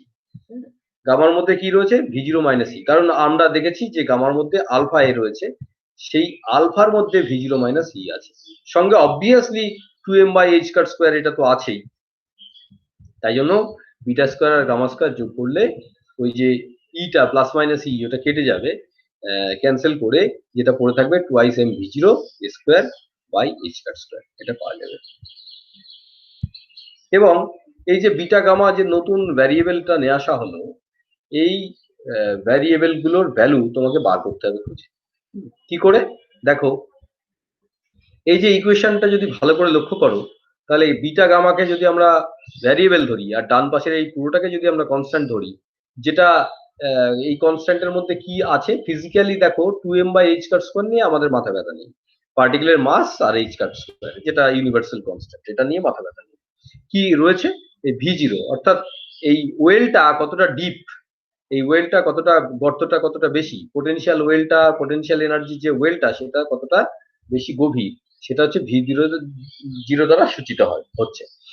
আর সঙ্গে সঙ্গে এই পোটেনশিয়াল ওয়েলটা কতটা চওড়া, সেটাও এ দিয়ে এখানে ডিনোট করা হচ্ছে। তাহলে পোটেনশিয়ালের উইথ আর ডেপথ এই ভি0² মধ্যে কিন্তু লুকিয়ে রয়েছে। হ্যাঁ, এবং এই বিটা আর গামা এই দুটো তাদের সঙ্গে রিলেটেড।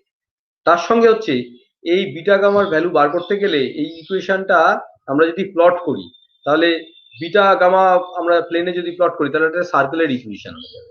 কারণ আমরা সার্কুলার ইকুয়েশন জানি যে x² + y² equal to some constant or কনস্ট্যান্টের স্কোয়ার, যাই হোক, যেখানে রেডিয়াসটা কি করে ডান দিকের অংশটাকে √ওভার করলেই রেডিয়াস বেরিয়ে চলে আসবে। তাহলে এটা একটা সার্কেলের ইকুয়েশন যদি বিটা গামা প্লেনে আঁকি, যেরকম xy প্লেনে x² + y² = c², সিটা হচ্ছে রেডিয়াস। তাহলে এইখানটাই গামা প্লট করা হয়েছে এ ওয়াই অ্যাক্সিস এর দিকে, আর এক্স অ্যাক্সিস এর দিকে বিটা প্লট করা হয়েছে। আর এই যে সার্কেলগুলো পাওয়া গেল, এই যে সার্কেলগুলো পাওয়া গেল, বিভিন্ন সার্কেলগুলো পাওয়া যাবে, এই সেই বিভিন্ন সার্কেলগুলো কিন্তু বিভিন্ন ভি0² ভ্যালুর জন্য পাওয়া যাবে, অর্থাৎ বিভিন্ন ডেপথ আর উইডথের ভ্যালুর জন্য পাওয়া যাবে। এখানে অন্তত 4 রকমের উইথ ডেপথের জন্য বা ভি0² ভ্যালুর জন্য এখানে 4টে সার্কেলের ফার্স্ট কোয়াড্র্যান্টে আঁকা হয়েছে। এবার প্রশ্ন উঠতে পারে যে ফার্স্ট কোয়াড্র্যান্ট কেন আঁকা হলো শুধু? কারণ আমরা জানি যে বিটা আর গামা এই দুটোকেই আমরা আগের থেকে কনস্ট্যান্ট পজিটিভ কনস্ট্যান্ট ধরে নিয়ে আসছি। আমরা এর আগেই বলেছি যে alpha is a positive constant or K is a positive constant. সুতরাং বিটা আর গামা এরাও পজিটিভ কনস্ট্যান্ট পজিটিভ ভ্যারিয়েবলস হবে, এবং পজিটিভ ভ্যারিয়েবল গুলো অবভিয়াসলি টোটাল এনার্জি এবং পোটেনশিয়াল এনার্জির উপরে ডিপেন্ড করবে। তাহলে বিটা আর গামা এখানে যদি আমরা প্লট করি বিটা গামা প্লেনে, তাহলে কতগুলো সার্কেল দেবে, এবং অনেকগুলো সার্কেল কেন? কারণ বিভিন্ন রকম ডেপথ আর উইথের পোটেনশিয়াল ওয়েলের জন্য এখানে প্লট করা হয়েছে। কেউ আরো আঁকতে পারে বেশি অন্য উইথের জন্য বা অন্য হাইটের জন্য, পোটেনশিয়াল ডেপথের জন্য। এবার বিটা গামা যদি তুমি এখানে প্লট করে ফেলো, তাহলে কিন্তু তুমি আঁকতে পারলে না, বা ভুল বললাম, তাহলে কিন্তু বিটা গামার ভ্যালু তুমি বার করতে পারলে না। তাহলে বিটা গামার ভ্যালু তুমি বার করবে কিভাবে? তার কায়দা আছে। সেটা হচ্ছে আমরা বিটা আর গামার ইকুয়েশন গুলোও জানি। কি ইকুয়েশন? বিটা আর গামার যে একটা ইকুয়েশন আছে, দেখো এখানে ইকুয়েশন আছে এই কে এটাকে বলা হচ্ছিল বিটা, আর বিটা যদি ধরে নিই তাহলে beta tan beta equal to gamma, alpha equal to gamma. তাহলে এই যে ইকুয়েশনটা হবে সেটা হচ্ছে beta tan beta equal to gamma. আর এই নিচের ইকুয়েশনটা কত হবে অ্যান্টিসিমেট্রিক ওয়েভ ফাংশনের জন্য? সেটা হচ্ছে beta cot beta equal to minus gamma. এই দুটো যদি প্লট করি, এই যে ডটেড এক ধরনের কার্ভ পাওয়া যাবে কটের, আর ট্যানের যে কার্ভটা পাওয়া যাবে সেটা বোল্ড। তাহলে ট্যানের যে কার্ভগুলো পাওয়া গেল এখানে বোল্ড দিয়ে আঁকা হয়েছে সলিড লাইন। এই সলিড লাইনগুলো আমরা কিসের ক্ষেত্রে এঁকেছি? সিমেট্রিক ফাংশনের জন্য এঁকেছি এই কার্ভটা সিমেট্রিক। এটা তাহলে ডটেড গুলো অ্যান্টিসিমেট্রিকের জন্য, আর এই বোল্ড লাইনগুলো কন্টিনিউয়াস লাইনগুলো এখানে সিমেট্রিক ওয়েভ ফাংশনের জন্য এখানে আঁকা হয়েছে। তাহলে মনে রাখবে যে ডটেড টা আমরা পরে ট্র্যাক করব, আগে আমরা ট্র্যাক করব সিমেট্রিক ওয়েভ ফাংশন অর্থাৎ সলিড লাইনগুলো। এই একটা ইকুয়েশন যে k a tan k equal to alpha, এই যে, বা beta tan beta equal to gamma, এই ইকুয়েশনটা এখানে প্লট করা হয়েছে, এবং তার সঙ্গে সঙ্গে এই কতগুলো এখানে সার্কেল প্লট করা হয়েছে, যেটা কোন ইকুয়েশনটা পাওয়া গেছে? এই ইকুয়েশনটা পাওয়া গেছে। তাহলে নেটটা কি হচ্ছে? নেট হচ্ছে এই beta tan beta equal to gamma, আর এই ইকুয়েশনটা যদি সেম প্লেনে আমরা প্লট করি, তাহলে তাদের যে ইন্টারসেকশন হবে সেই ইন্টারসেকশন গুলো বলে দেবে যে আলটিমেট ওয়েভ ফাংশন গুলোর জন্য টোটাল এনার্জিটা কি কি হতে পারে, অথবা এই যে প্যারামিটার গুলোর ভ্যালু গুলো কি হতে পারে। তবে এই ধরনের ইকুয়েশন গুলো, যে ইকুয়েশন গুলো এখানে দেওয়া হচ্ছে যে beta tan beta equal to gamma এবং beta square plus gamma square equal to twice m b zero a square by square square, এর সলিউশন বার করার চেষ্টা করা হচ্ছে। কেউ যদি বলে যে সলিউশনটা এরকম গ্রাফিক্যালি বার করার চেষ্টা করা কেন হচ্ছে, তার কারণ হচ্ছে সরাসরি এই ইকুয়েশন গুলো সলভ করে বার করা যাচ্ছে না। এই ইকুয়েশন থেকে এই যে beta tan beta equal to gamma, এই যে ইকুয়েশনটা রয়েছে, এই ইকুয়েশন থেকে এবং এই ইকুয়েশন থেকে সরাসরি কেউ বার করতে পারবে না। তাহলে তাকে হয় নিউমেরিক্যাল নয় গ্রাফিক্যাল সলিউশন বার করতে হবে। সেই জন্য আমরা এই পন্থা নিয়েছি যে গ্রাফিক্যাল আর নিউমেরিক্যাল সলিউশন এখানে বার করব। এবং গ্রাফিক্যাল নিউমেরিক্যাল সলিউশনের মধ্যে আমরা সিমেট্রিক অ্যান্টিসিমেট্রিক এই দুটো গ্রাফি এঁকে ফেলেছি। আগে সিমেট্রিকটা আমরা দেখবো, তারপরে অ্যান্টিসিমেট্রিকটা দেখে নেবো। তাহলে সলিড লাইন গুলো আগে দেখে নিই, যেগুলো কন্টিনিউয়াস লাইন রয়েছে। এই যে সলিউশন পয়েন্ট অর্থাৎ এই যে ডট গুলো এখানে যেখানে ক্রস সেকশন হয়েছে, সেই ক্রস সেকশন গুলো হচ্ছে সলিউশন। এটা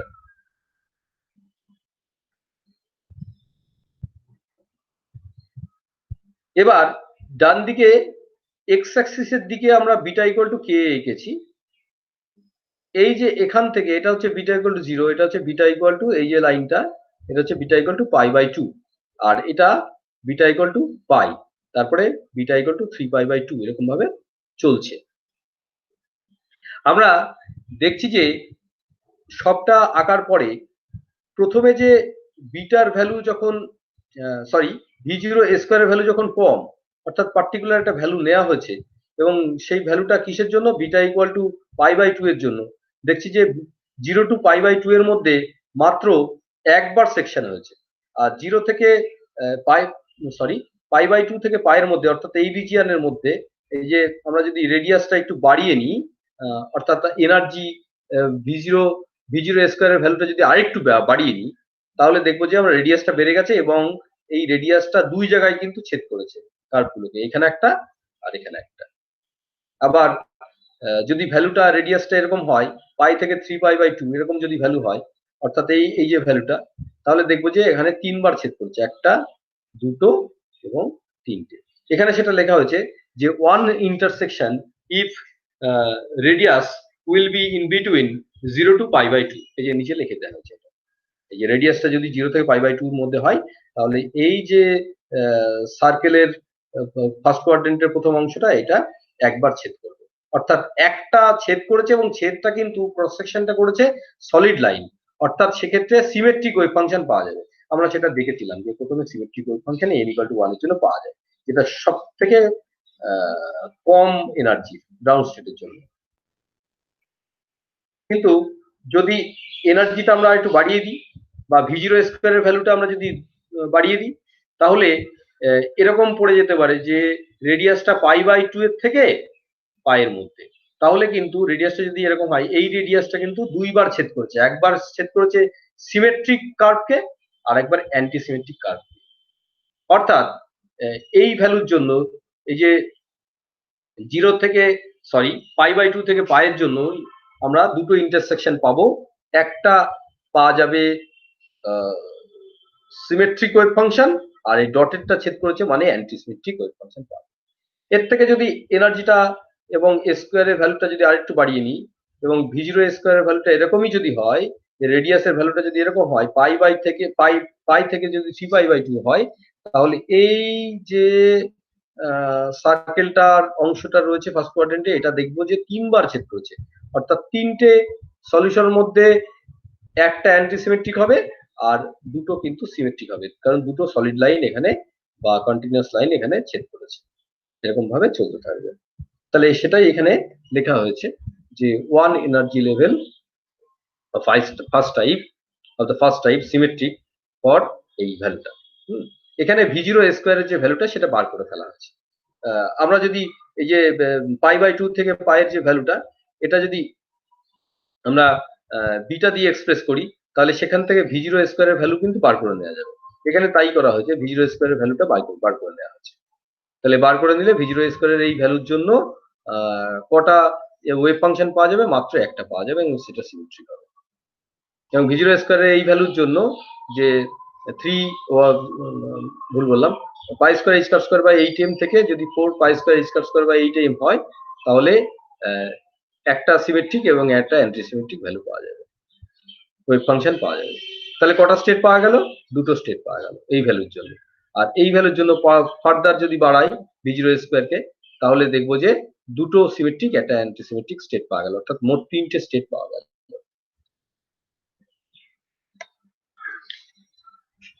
এই জিনিসটা আমি একটু এলাবোরেট তোমাদের করে দিই, একটু এখানে এলাবোরেট করে দিই, তাহলে বুঝতে পারবে ব্যাপারটা ফিজিক্যালি কি অ্যাকচুয়ালি।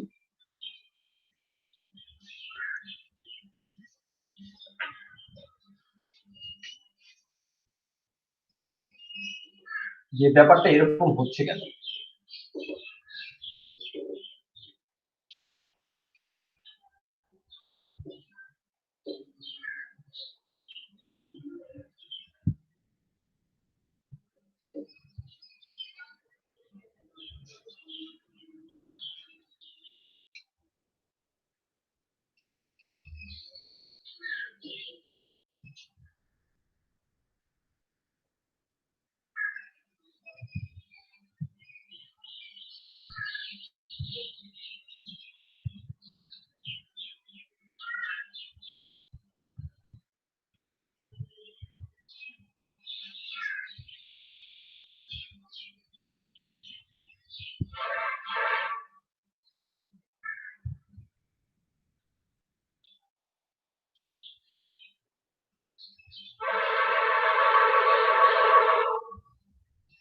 এখানে 3টে পোটেনশিয়াল ওয়েল আমি এঁকেছি।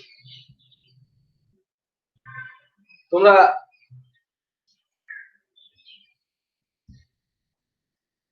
দেখে নিশ্চয়ই বুঝতেই পারছো যে কি আঁকতে চেষ্টা করেছি আমি। তিনটে পোটেনশিয়াল ওয়েল এখানে এঁকেছি। তিনটে পোটেনশিয়াল ওয়েলে প্রত্যেকটা V0 হচ্ছে এই ডেপথটা হবে, আর এটা হচ্ছে, এটা 2 এ লিখেছিলাম, যাই হোক। তাহলে V0 স্কয়ার এর ভ্যালুটা এখানে কম, হ্যাঁ, এখানে V0 স্কয়ারটা স্মল কোয়ান্টিটি, আর এইখানে যে V0 স্কয়ার এটা হচ্ছে ইন্টারমিডিয়েট, মানে তিনটের মধ্যে অন্তত ইন্টারমিডিয়েট। আর এখানে V0 স্কয়ারটা এটা হচ্ছে বড়, বেশ, এটা বেশ বড়, তাহলে এটা হচ্ছে এটা বড়, বিগ নাম্বার, হ্যাঁ, বড় সংখ্যা। তাহলে এই যে তিন রকমের V0 স্কয়ার, দেখা যাচ্ছে যে এখানে আমরা শুধুমাত্র একটা ওয়েভ ফাংশন পেতে পারি, আর এখানে আমরা দুটো ওয়েভ ফাংশন পেতে পারি। গ্রাউন্ড স্টেট পেলাম, এটা আমি স্কেলে আঁকছি না, গ্রাউন্ড স্টেট পেলাম এবং একটা অ্যান্টিসিমেট্রিক পেলাম। আর এখানে আমরা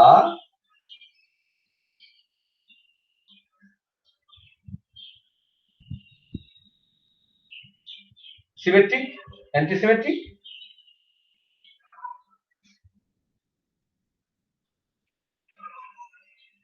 আবার একটা অ্যান্টি সিমেট্রিক পেলাম। এটা সিমেট্রিক, এটা অ্যান্টিসিমেট্রিক, এটা আবার সিমেট্রিক, এইটা পেলাম। কিন্তু এখানে আমরা স্মল, ইন্টারমিডিয়েট, বিগ এইসব লিখে ফেলেছি। এটা অ্যাকচুয়ালি আমরা ক্যালকুলেশন করে বার করেছি যে ওখানে ভ্যালুগুলো কত। এই একটা পাবো কখন, যদি V0 স্কয়ার এটার ভ্যালুটা 0 থেকে কত পর্যন্ত হবে, pi square h square by 8m, যদি এটা হয়। আর এখানে V0 স্কয়ার এর ভ্যালুটা কত কত হবে, কোথা থেকে কতর মধ্যে হতে হবে, বলছে যে pi square h square by 8m থেকে শুরু, আর শেষটা কোনটা, 4 pi square h square by 8m, এটা। আর এটা বড়, অর্থাৎ এটা কত হতে হবে, এখানে যে V0 স্কয়ার তিনটে হতে হলে, তিনটে পেতে হলে obviously 4 pi square h square by 8m, আর এটা হচ্ছে 9 pi square h square by 8m, এই হচ্ছে, এই পাওয়া যাচ্ছে।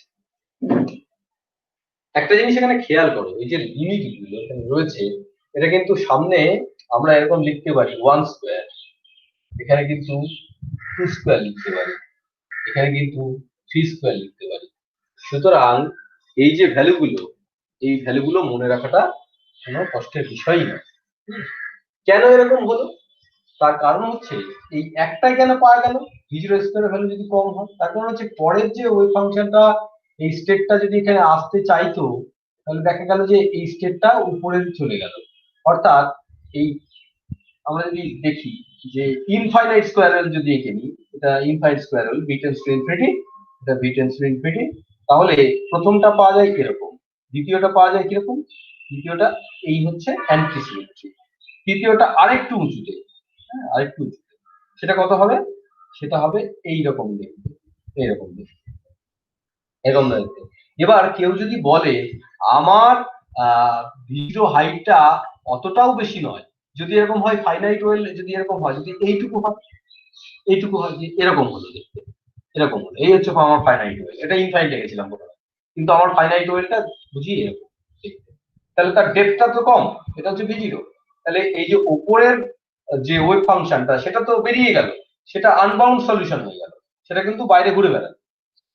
পার্টিকুলার এনার্জি যদি একটু বেশি করে দাও, তাহলে সে কিন্তু আর বাউন্ড থাকলো না, সে ঘুরে বেড়াবে। তাহলে তুমি শুধুমাত্র একটা ডাউন স্টেট ওয়েভ ফাংশন পেলে, যেটা এই ক্ষেত্রে হবে, এই লিমিটের মধ্যে যেটা হয়েছে।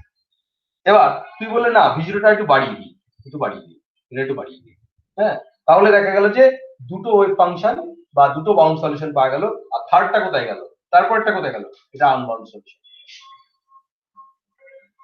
তাহলে ইনফাইনাইট পোটেনশিয়াল যদি হঠাৎ করে ফাইনাইট হয়ে যায় বা ফাইনাইট করে দেওয়া হয় তাকে, তাহলে সমস্ত ওয়েভ ফাংশন গুলো থাকবে, কিন্তু সমস্তগুলো বাউন্ড হবে না। বাউন্ড সলিউশনের কথাই এখানে বলা হচ্ছে, যে কোনগুলো বাউন্ড সলিউশন পাওয়া যাবে। তাহলে ভিজিটাল স্কয়ার ভ্যালু যে এইরকম যদি পাওয়া যায়, তাহলে দুটো পাওয়া যাবে সিমেট্রিক, একটা পাওয়া যাবে অ্যান্টিসিমেট্রিক, যদি এই। আর এই যে ইনফাইনাইট স্কয়ারেল এর ক্ষেত্রে কত হয়, এনার্জিটা আমরা জানি En equal to n square pi square h কার স্কয়ার বাই 8m, এটা কিন্তু হয়। আমরা এটা পরে দেখে নিচ্ছি, এই জিনিসটা আমরা পরে দেখছি, এটা আমাদের পরে দেখতে হবে।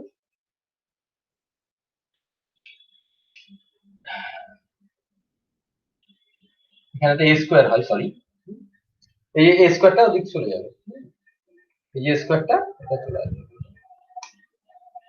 এটা হচ্ছে En, ইনফাইনাইটের জন্য ইনফাইনাইট স্কয়ার ভ্যালু।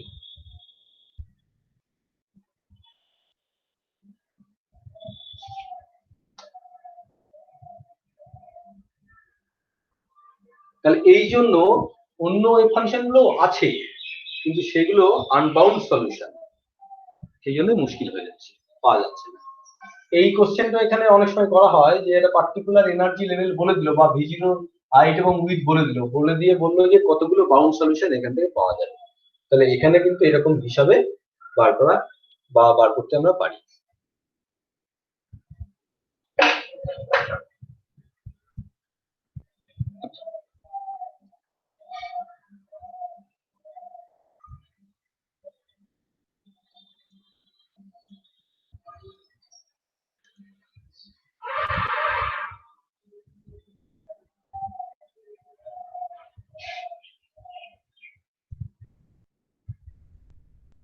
যদি ইটা V0 থেকে বেশি হয় তাহলে কি হতে পারে, মানে এনার্জি যদি V0 থেকে বেশি হয় তাহলে ওই আনবাউন্ড সলিউশন পাওয়া যাবে, বাউন্ড সলিউশন না।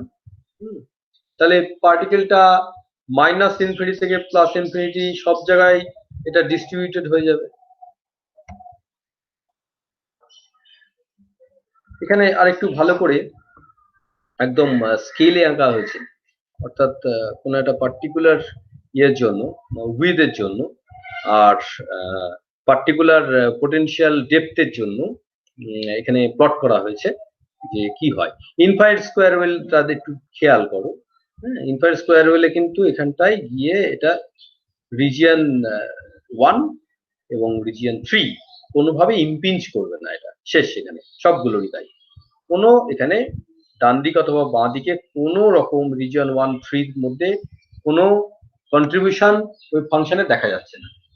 For infinite square right side, left সাইডেরটা হচ্ছে ফাইনাইট স্কয়ার ওয়ে লেখা হয়েছে, লেফট সাইডেটা ফাইনাইট স্কয়ার ওয়ে লেখা হয়েছে, এখানে কিন্তু ইম্পিঞ্চ করছে, এখানে পেনিট্রেশন হচ্ছে, পার্টিকেল কিছুটা লিক করছে, রিজিয়ন 1-এও লিক করছে, রিজিয়ন 3-তেও লিক করছে।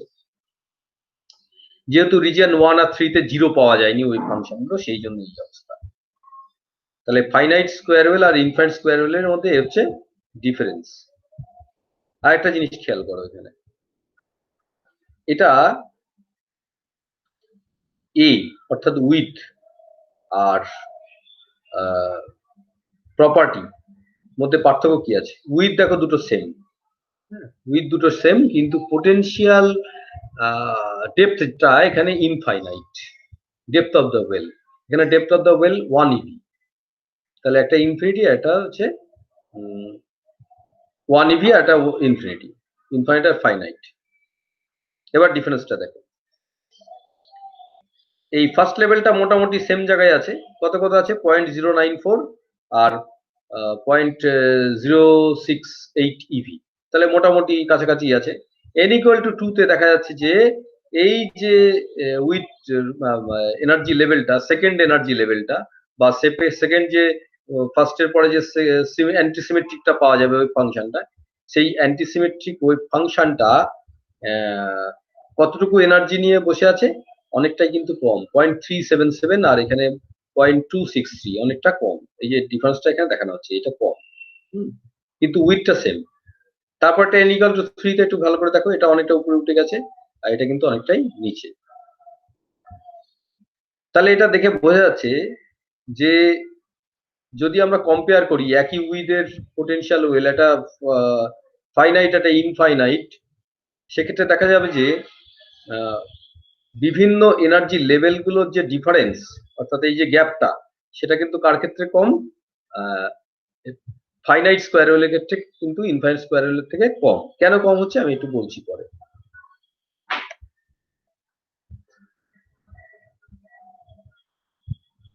এখানে বিভিন্ন টাইপের পোটেনশিয়াল স্টেপ এবং ওয়েলের জন্য এবং ব্যারিয়ারের জন্য ওয়েভ ফাংশন গুলো প্লট করা হয়েছে এবং তার ফিজিক্যাল এক্সাম্পলও কয়েকটা দেওয়া হয়েছে। যেরকম ফিজিক্যাল এক্সাম্পল দেখো, ইনফাইনাইট স্কোয়ারের যে ফিজিক্যাল এক্সাম্পল সেটা হচ্ছে মলিকুল স্ট্রিক্টলি কনফাইন্ড টু এ বক্স। একটা মলিকুল, সেটাকে ইনফাইনাইট স্কোয়ার ওয়েলের মধ্যে বসিয়ে রাখতে হবে। আর ভাইব্রেশন যদি হয় তাহলে সেটা হারমোনিক অসিলেটর হয়ে যাবে। যদি ডায়াটমিক ভাইব্রেশন হয় তাহলে সেক্ষেত্রে হারমোনিক অসিলেটর আমরা পড়েছি, সেরকম হয়ে যাবে। ফাইনাইট স্কোয়ার ওয়েভ কি হতে পারে? নিউট্রন বাউন্ড ইন নিউক্লিয়াস, সামান্য এনার্জি পেলে সে আনবাউন্ড হয়ে যাবে। নিউক্লিয়াস, নিউট্রন থেকে ভুল বললাম, নিউক্লিয়াস থেকে নিউট্রন বেরিয়ে এসে বাইরে চলে আসবে। হ্যাঁ, তাহলে সেই ধরনের পার্টিকেল হলে নিউট্রন যদি নিউক্লিয়াসের মধ্যে থাকে তাহলে সেটাকে ভাবা যায় ফাইনাইট স্কোয়ার ওয়েভের মধ্যে আছে।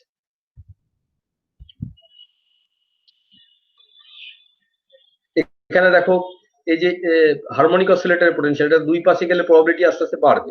এই যে এই পিকটা উঁচু, এই পিকটা উঁচু, কিন্তু এখানে পিক গুলো দেখো মাঝে কিন্তু ফাইনাইট স্কোয়ার ওয়েভের জন্য সমান আছে। এটা হচ্ছে ডিফারেন্স, কিন্তু দেখতে একই রকম, প্যাটার্নটা একই রকম একটা। আচ্ছা, আমরা একটু ইনফাইনাইট স্কোয়ার ওয়েভ আর ফাইনাইট স্কোয়ার ওয়েভের মধ্যে একটু সম্পর্ক দেখে নিই।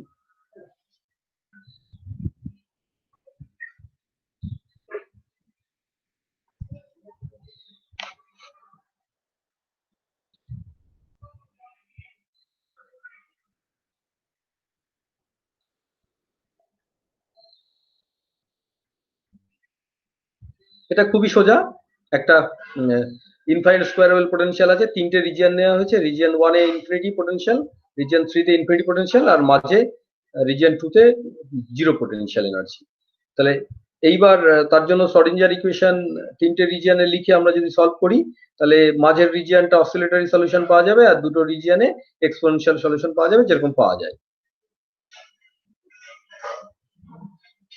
এবং পাওয়া গেলে সেখানে যে এনার্জি ক্যালকুলেশন কোয়ান্টাইজড হয়ে যাবে এনার্জিটা। Energy equal to n square pi square h square by 2m square, এটা হবে রেজাল্ট। কিন্তু মাথায় রাখতে হবে এখানে যে ক্যালকুলেশনটা করা হয়েছে সেটা কিন্তু এ উইথ এর জন্য, 2a নয়। কিন্তু এখানে আমরা যদি এর জায়গায় 2a লিখে দিই তাহলে এখানে কিন্তু 8m স্কোয়ার আসবে। 2 এর জায়গায় কি চলে আসবে? 8m square. এর জায়গায় যদি আমরা 2a লিখি, এর জায়গায় 2a লিখলে 2 স্কোয়ার আসবে, এই 2টা 8m স্কোয়ার আসবে। আমরা এখানে আগে বোর্ডে এটা করেছিলাম। যাই হোক, এ হোক আর 2a হোক, এটা করা যাবে। এ হচ্ছে রেজাল্ট। কিন্তু দেখা যাচ্ছে যে en is proportional to n square, অর্থাৎ একটা ইন্টিজারের স্কোয়ারের সঙ্গে প্রপোর্শনাল, যেটা আমরা দেখেছিলাম। এবং ওয়েভ ফাংশনটা কিরকম হতে পারে? ওয়েভ ফাংশনটা দুই রকমের হতে পারে। একটা হচ্ছে ওই n ইকুয়াল টু 1, 3 এগুলোর জন্য symmetric wave function, n equal to 2, 4 এগুলোর জন্য অ্যান্টি সিমেট্রিক ওয়েভ ফাংশন পাওয়া যাবে। সেই ওয়েভ ফাংশনটা সাইন দিয়ে কেউ এক্সপ্রেস করতে পারে বা কস দিয়ে এক্সপ্রেস করতে পারে, সে যেরকম উইশ করবে এক্সপ্রেস করতেই পারে। আচ্ছা, এইটা আমাদের আর অত কিছু নেই, কারণ এটা আমাদের আগে পড়া আছে। আমরা এবার নেক্সট হচ্ছে ফাইনাইট স্কোয়ার ওয়েভের, ইনফাইনাইট স্কোয়ার ওয়েভের থেকে ফাইনাইট স্কোয়ার ওয়েভের জন্য যে অ্যাপ্রক্সিমেশন, সেই দিকে আমরা যাই। আমরা এখানে ফাইনাইট স্কোয়ার ওয়েভের জন্য একটা অন্য মেথড ইউজ করেছি। সেটা হচ্ছে এখানে উইথটা এল নেওয়া হয়েছে, যেটা আগে 2a নেওয়া হয়েছিল, সেটাই এখন 0 to l নেওয়া হয়েছে। ব্যাপারটা তো একই, 2 এর জায়গায় জাস্ট l লিখলেই হয়ে যাবে। লিখে সলভ করার চেষ্টা করা হয়েছে।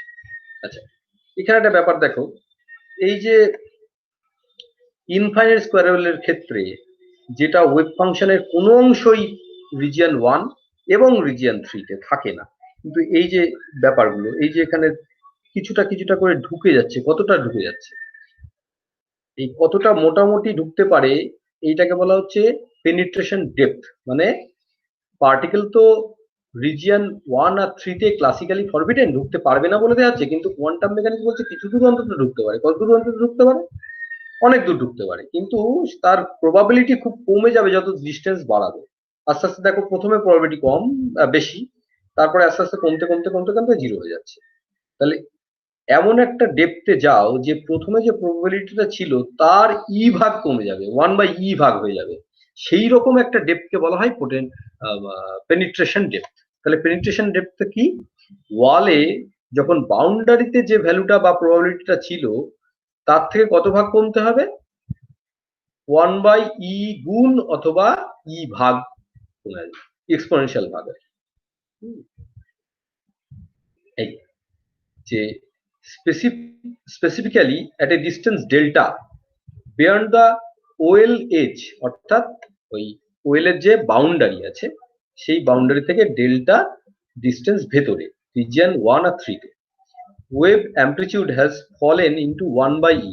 ওয়েভ অ্যামপ্লিটিউড যদি 1/e হয়ে যায়, 1/e গুণ হয়ে যায় of its value at the edge, মানে এজের যে ভ্যালু, এজের যে ভ্যালুটা আছে তার 1/e ভাগ হয়ে যাবে যে ডিস্টেন্স গেলে। সেই ডিস্টেন্সটাকে বলা হচ্ছে পেনিট্রেশন ডেপথ। অর্থাৎ এইখানটায় যে ভ্যালু ছিল, ডেল্টা ডিস্টেন্স যদি তুমি ভেতর দিকে ঢোকো, এই যে ডেল্টা এখানে আঁকা আছে, এই যে ডেল্টা এখানে আঁকা আছে, ডেল্টা ডিস্টেন্স গিয়ে দেখা যাবে অনেকটাই কম। এই যে হাইটটা, এখানে যে হাইটটা বা এখানের হাইটটা যদি ভাগ করো, এই হাইটের এই হাইটকে যদি এই হাইটকে দিয়ে ভাগ করো তাহলে কত হবে? 1/e হবে। এইটাকে বলা হচ্ছে পেনিট্রেশন ডেপথ। তারপরে অ্যাকচুয়ালি প্রবাবিলিটি খুবই কমে যায়। কেন? যদি প্রবাবিলিটি অ্যামপ্লিটিউড 1/e ভাগ হয়ে যায় ওয়েল এজের থেকে, তাহলে প্রবাবিলিটি ইটসেলফ হয়ে যাবে 1/e স্কয়ার, কারণ probability is proportional to amplitude square. সেজন্য তারপরে প্রবাবিলিটি প্রায় থাকবে না বললেই চলে। তো সেটাকে বলছে প্রবাবিলিটি পেনিট্রেশন ডেপথ রিজিয়ন 1 আর 3 এর জন্য। এবার আমরা যদি এরকম ধরে নিই যে এইটা তো এল, এইটা তো এল, এইদিকে ডেল্টা আর এইদিকে ডেল্টা, তাহলে কত হলো? এল প্লাস 2 ডেল্টা। এফেক্টিভলি উইথ কিন্তু বেড়ে গেল। তাহলে কার উইথ বেড়ে গেল? আমরা জানি যে ইনফাইনাইট স্কোয়ার ওয়েলের ক্ষেত্রে রিজিয়ন 1 আর রিজিয়ন 3 এর মধ্যে পার্টিকেল থাকতে পারবে না। সেটার সঙ্গে কম্পেয়ার করার জন্য কি করা হলো? আরো ডেল্টা আমরা হাইপোথেটিক্যালি বাড়িয়ে নিলাম দুই দিকেই। তাহলে এফেক্টিভ উইথ কত হলো ফাইনাইট ওয়েলের? এল প্লাস 2 ডেল্টা। এবং এটা দিয়ে যদি আমরা ওই ইয়ের সঙ্গে ইনফাইনাইট স্কোয়ার ওয়েলের সঙ্গে যদি কম্পেয়ার করি তাহলে আমরা কি দেখতে পাবো? আমরা একটু বোর্ডে এলাবোরেট করে নিই।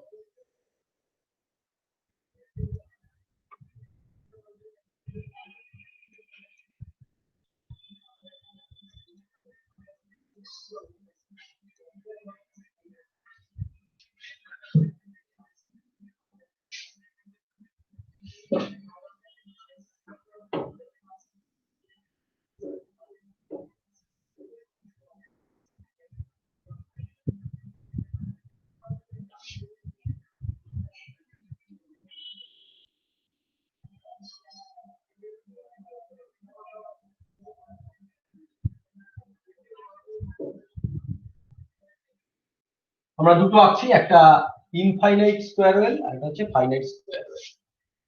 তো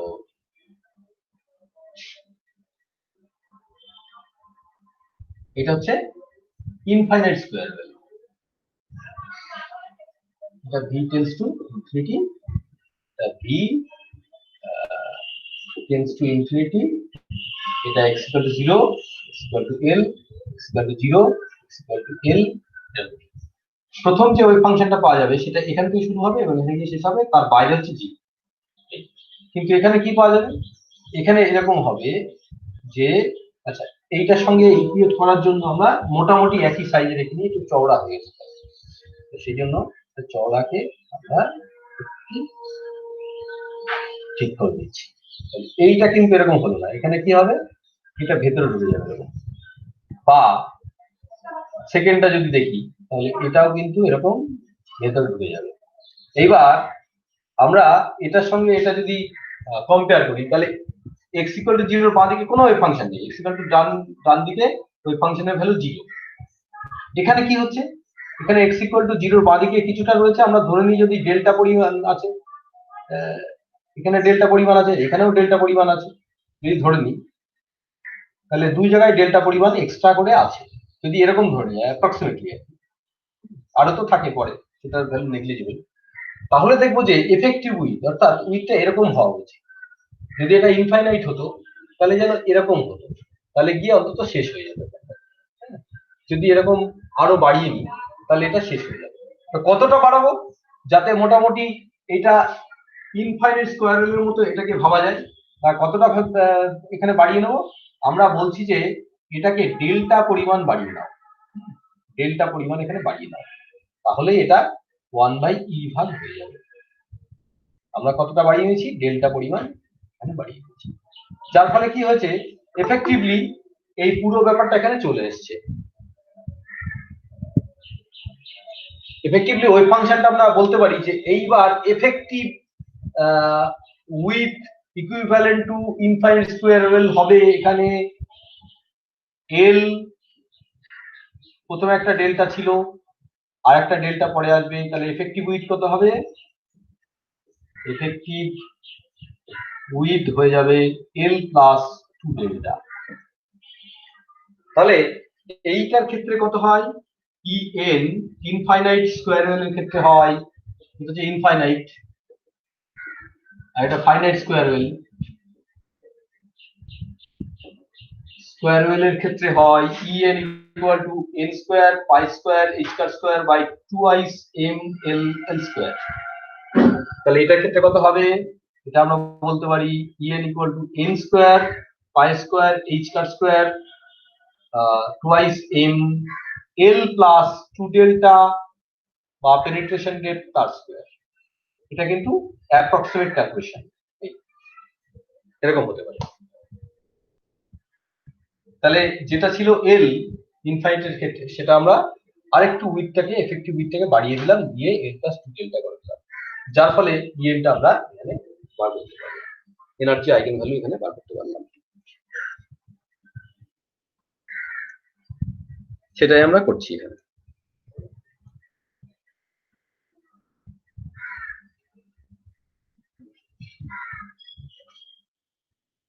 কিন্তু এই ডেল্টাটা কত হবে, 1/e ভাগ হলো, দেখো সোজা delta equal to 1 by alpha করে দিয়ে হয়ে যাবে। ওই যে এখানে আমরা যদি এটা এক্স এর জায়গায় যদি 1 বাই আলফা লিখি তাহলে বি বাই ই হয়ে যাবে, b into e to the power minus alpha multiplied by x এর জায়গায় 1 বাই আলফা লিখছি, তাহলে আলফা মাল্টিপ্লাইড বাই আলফা কত হচ্ছে, B by e to the power -1 that is equal to B by e. তাহলে সেই ডেল্টার মানটা এটা, এখান থেকে আমরা এই ইটাকে বার করে দিতে পারি এবং সেটা সলভ করলে এরকম ধরনের ভ্যালু পাওয়া যাবে।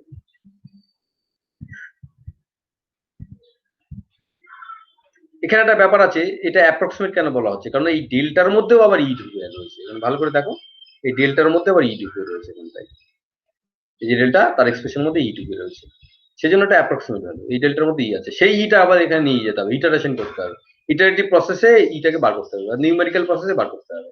এখানে একটা বাঁ দিকে ই আছে, আবার ডেল্টার ভিতরে ই আছে, তাহলে এই দুই ইকুয়েশনটাকে সলভ করতে হলে এটা জটিল সলিউশন তোমাকে করতে হবে। সেজন্য এটাকে মোটামুটি সঠিক ধরে নিলে কোনো অসুবিধা নেই এবং তাতে ভুল বা এরর পার্সেন্টেজ কম হবে, তেমন বড় কিছু হবে না। এরকম ভাবে আমরা ইনফাইনাইট স্কয়ার ওয়েভের সাহায্যে ফাইনাইট স্কয়ার ওয়েভের energy eigenvalue that is quantized ভ্যালুগুলো আমরা বার করতে পারি।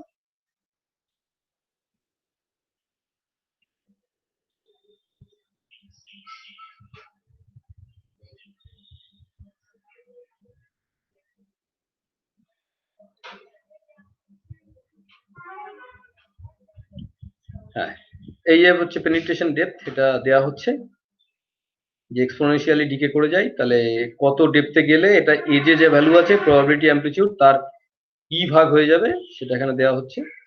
এবার কতগুলো তোমাদের জন্য কোশ্চেন লিখে দিয়েছি এখানটায়, কোশ্চেনগুলো তোমরা অ্যান্সার এখানে আমাকে ইয়েতে লিখে পাঠাতে পারো, চ্যাট বক্সে লিখে পাঠাতে পারো।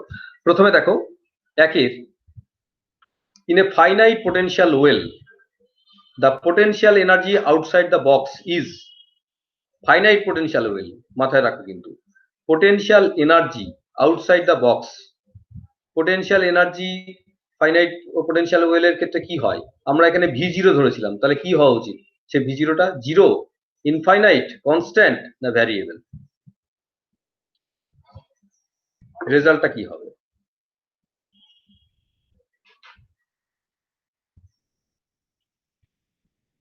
রেজাল্টটা এখানে কি হওয়া উচিত?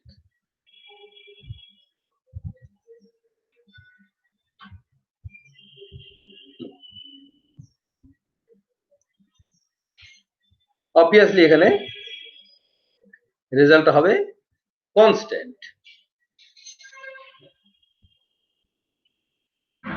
দ্বিতীয়টা দেখো, শর্ডিঞ্জার, দ্য শর্ডিঞ্জার ইকুয়েশন, এখানে ইকুয়েশনটা আসবে মনে হয়, বা পার্টটা ইকুয়েশনটা এখানে ভুল হয়েছে, শর্ডিঞ্জার ইকুয়েশন হবে সম্ভবত,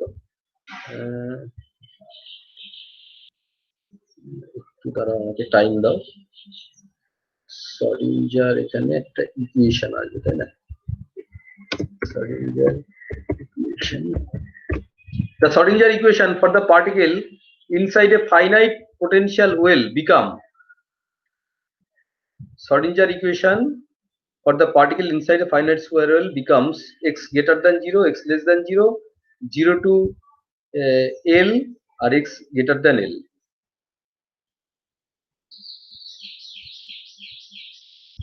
Schrodinger equation for particle inside finite square.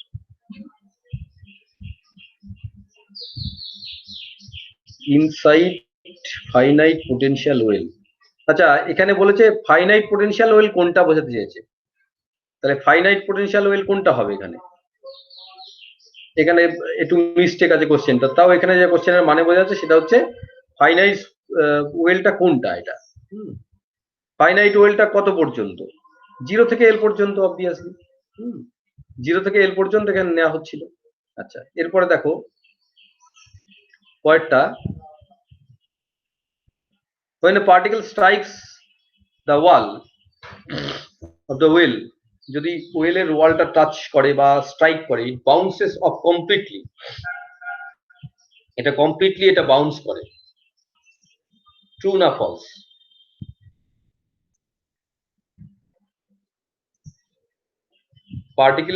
Particle যখন ওয়েলের ওয়াল স্ট্রাইক করবে তখন এটা বলছে যে বাউন্স করে কমপ্লিটলি, ট্রু না ফলস? এটা বাউন্স করবে, কিন্তু সেকেন্ড রিজিয়নে থেকে যখন ফার্স্ট রিজিয়নের দিকে যেতে চাইবে তখন কিছুটা ভেতরে ঢুকে যাবে, তারপরে আবার ফিরে চলে আসবে, তার মানে এটা বাউন্স ব্যাক করবে, তাহলে এটা ট্রু হবে।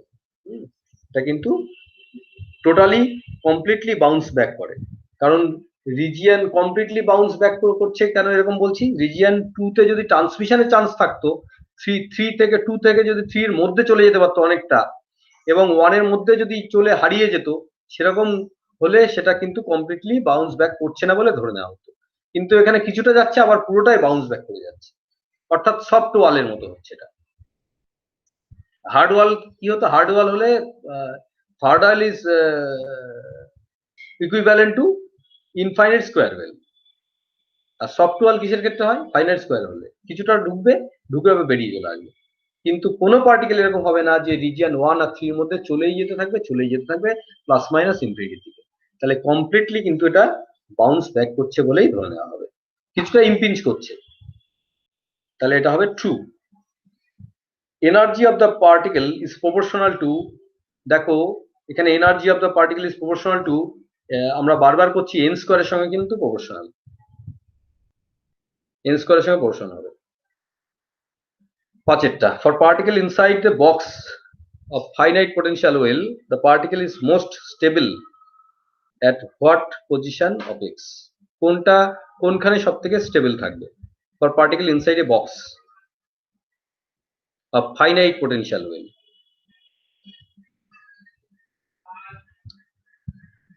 ফাইনাইট পোটেনশিয়াল ওয়েলের জন্য কোথায় সবথেকে স্টেবল থাকবে? বলেছে এক্স গ্রেটার দ্যান এল, মোটেও নয়। এক্স লেস দ্যান এল নয়। 0 to L এটাও নয়। Not stable in any state. তাহলে কোনটা হবে?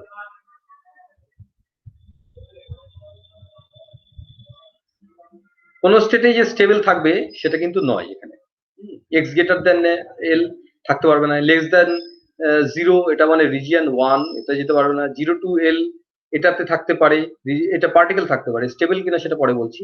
Are not stable in any state, কোন স্টেটেই বলছে স্টেবল থাকতে পারবে না।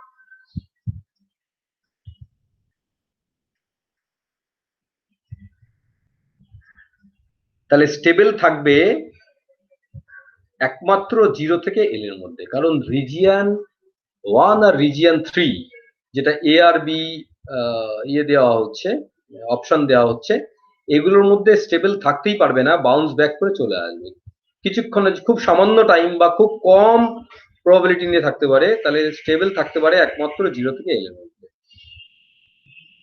এটাই একমাত্র stable state.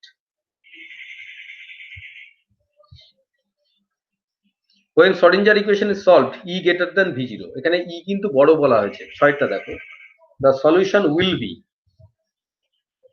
E greater than V0, E যদি V0 থেকে বড় হয় তাহলে সলিউশন কি হবে? নন অসিলেটরি, অসিলেটরি ইনসাইড আর oscillatory outside, oscillatory inside as well as outside. সমস্ত জায়গায় অসিলেটরি হবে, ওই ফাংশনটা সমস্ত জায়গায় অসিলেটরি হবে। করে দেখো এখানে, তার প্রবাবিলিটি কম বেশি হতে পারে, কিন্তু সমস্ত জায়গায় অসিলেটরি হবে। ই গ্রেটার দ্যান V0 হলে অসিলেটরি সলিউশন হয়। তো অসিলেটরি সলিউশনে e to the power i k plus minus I k x এই ধরনের সলিউশন পাওয়া যায়। আমরা এটাকে করে দেখতে পারি, দেখি করে দেখি কি হয়।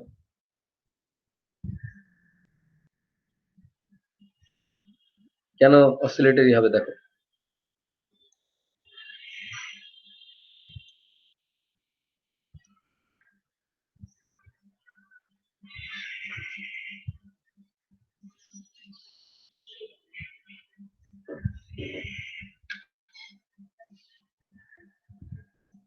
বলা আছে যে ই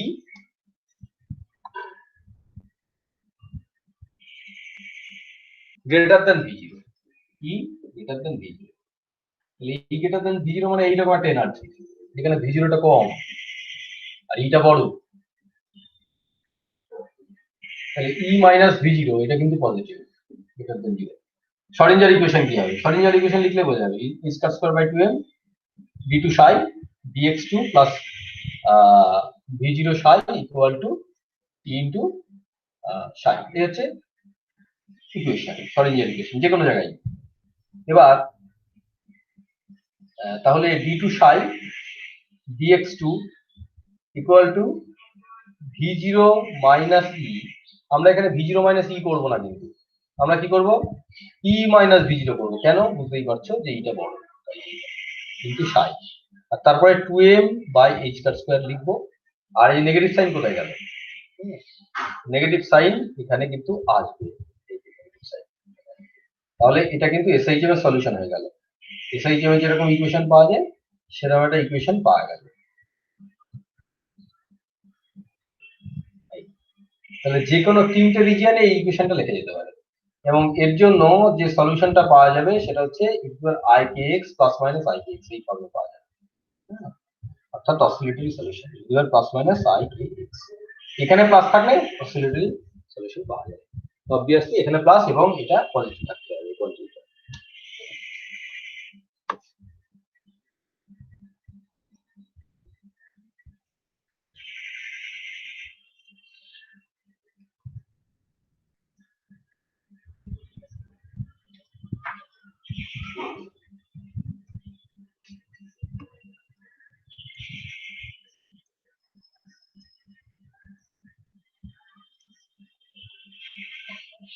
তাহলে আমরা কি পেলাম? when the Schrodinger equation is solved E greater than V0, the solution will be oscillatory, non oscillatory এটা তো হবে না, oscillatory inside, oscillatory outside, inside বা outside দুটোর ক্ষেত্রেই E V0 থেকে বড়, এবং সেই জন্য অপশন ডি ঠিক হবে, oscillatory inside as well as outside.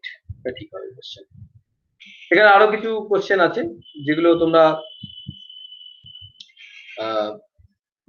ভাবনা চিন্তা করে দেখবে। এটা বলছি না। Particle in a box of finite potential can never be at rest.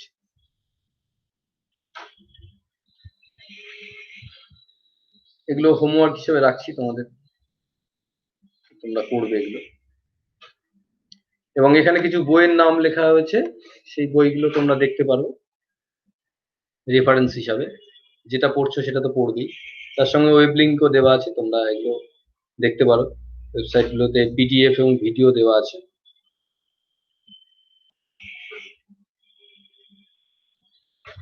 Thanks for your patience.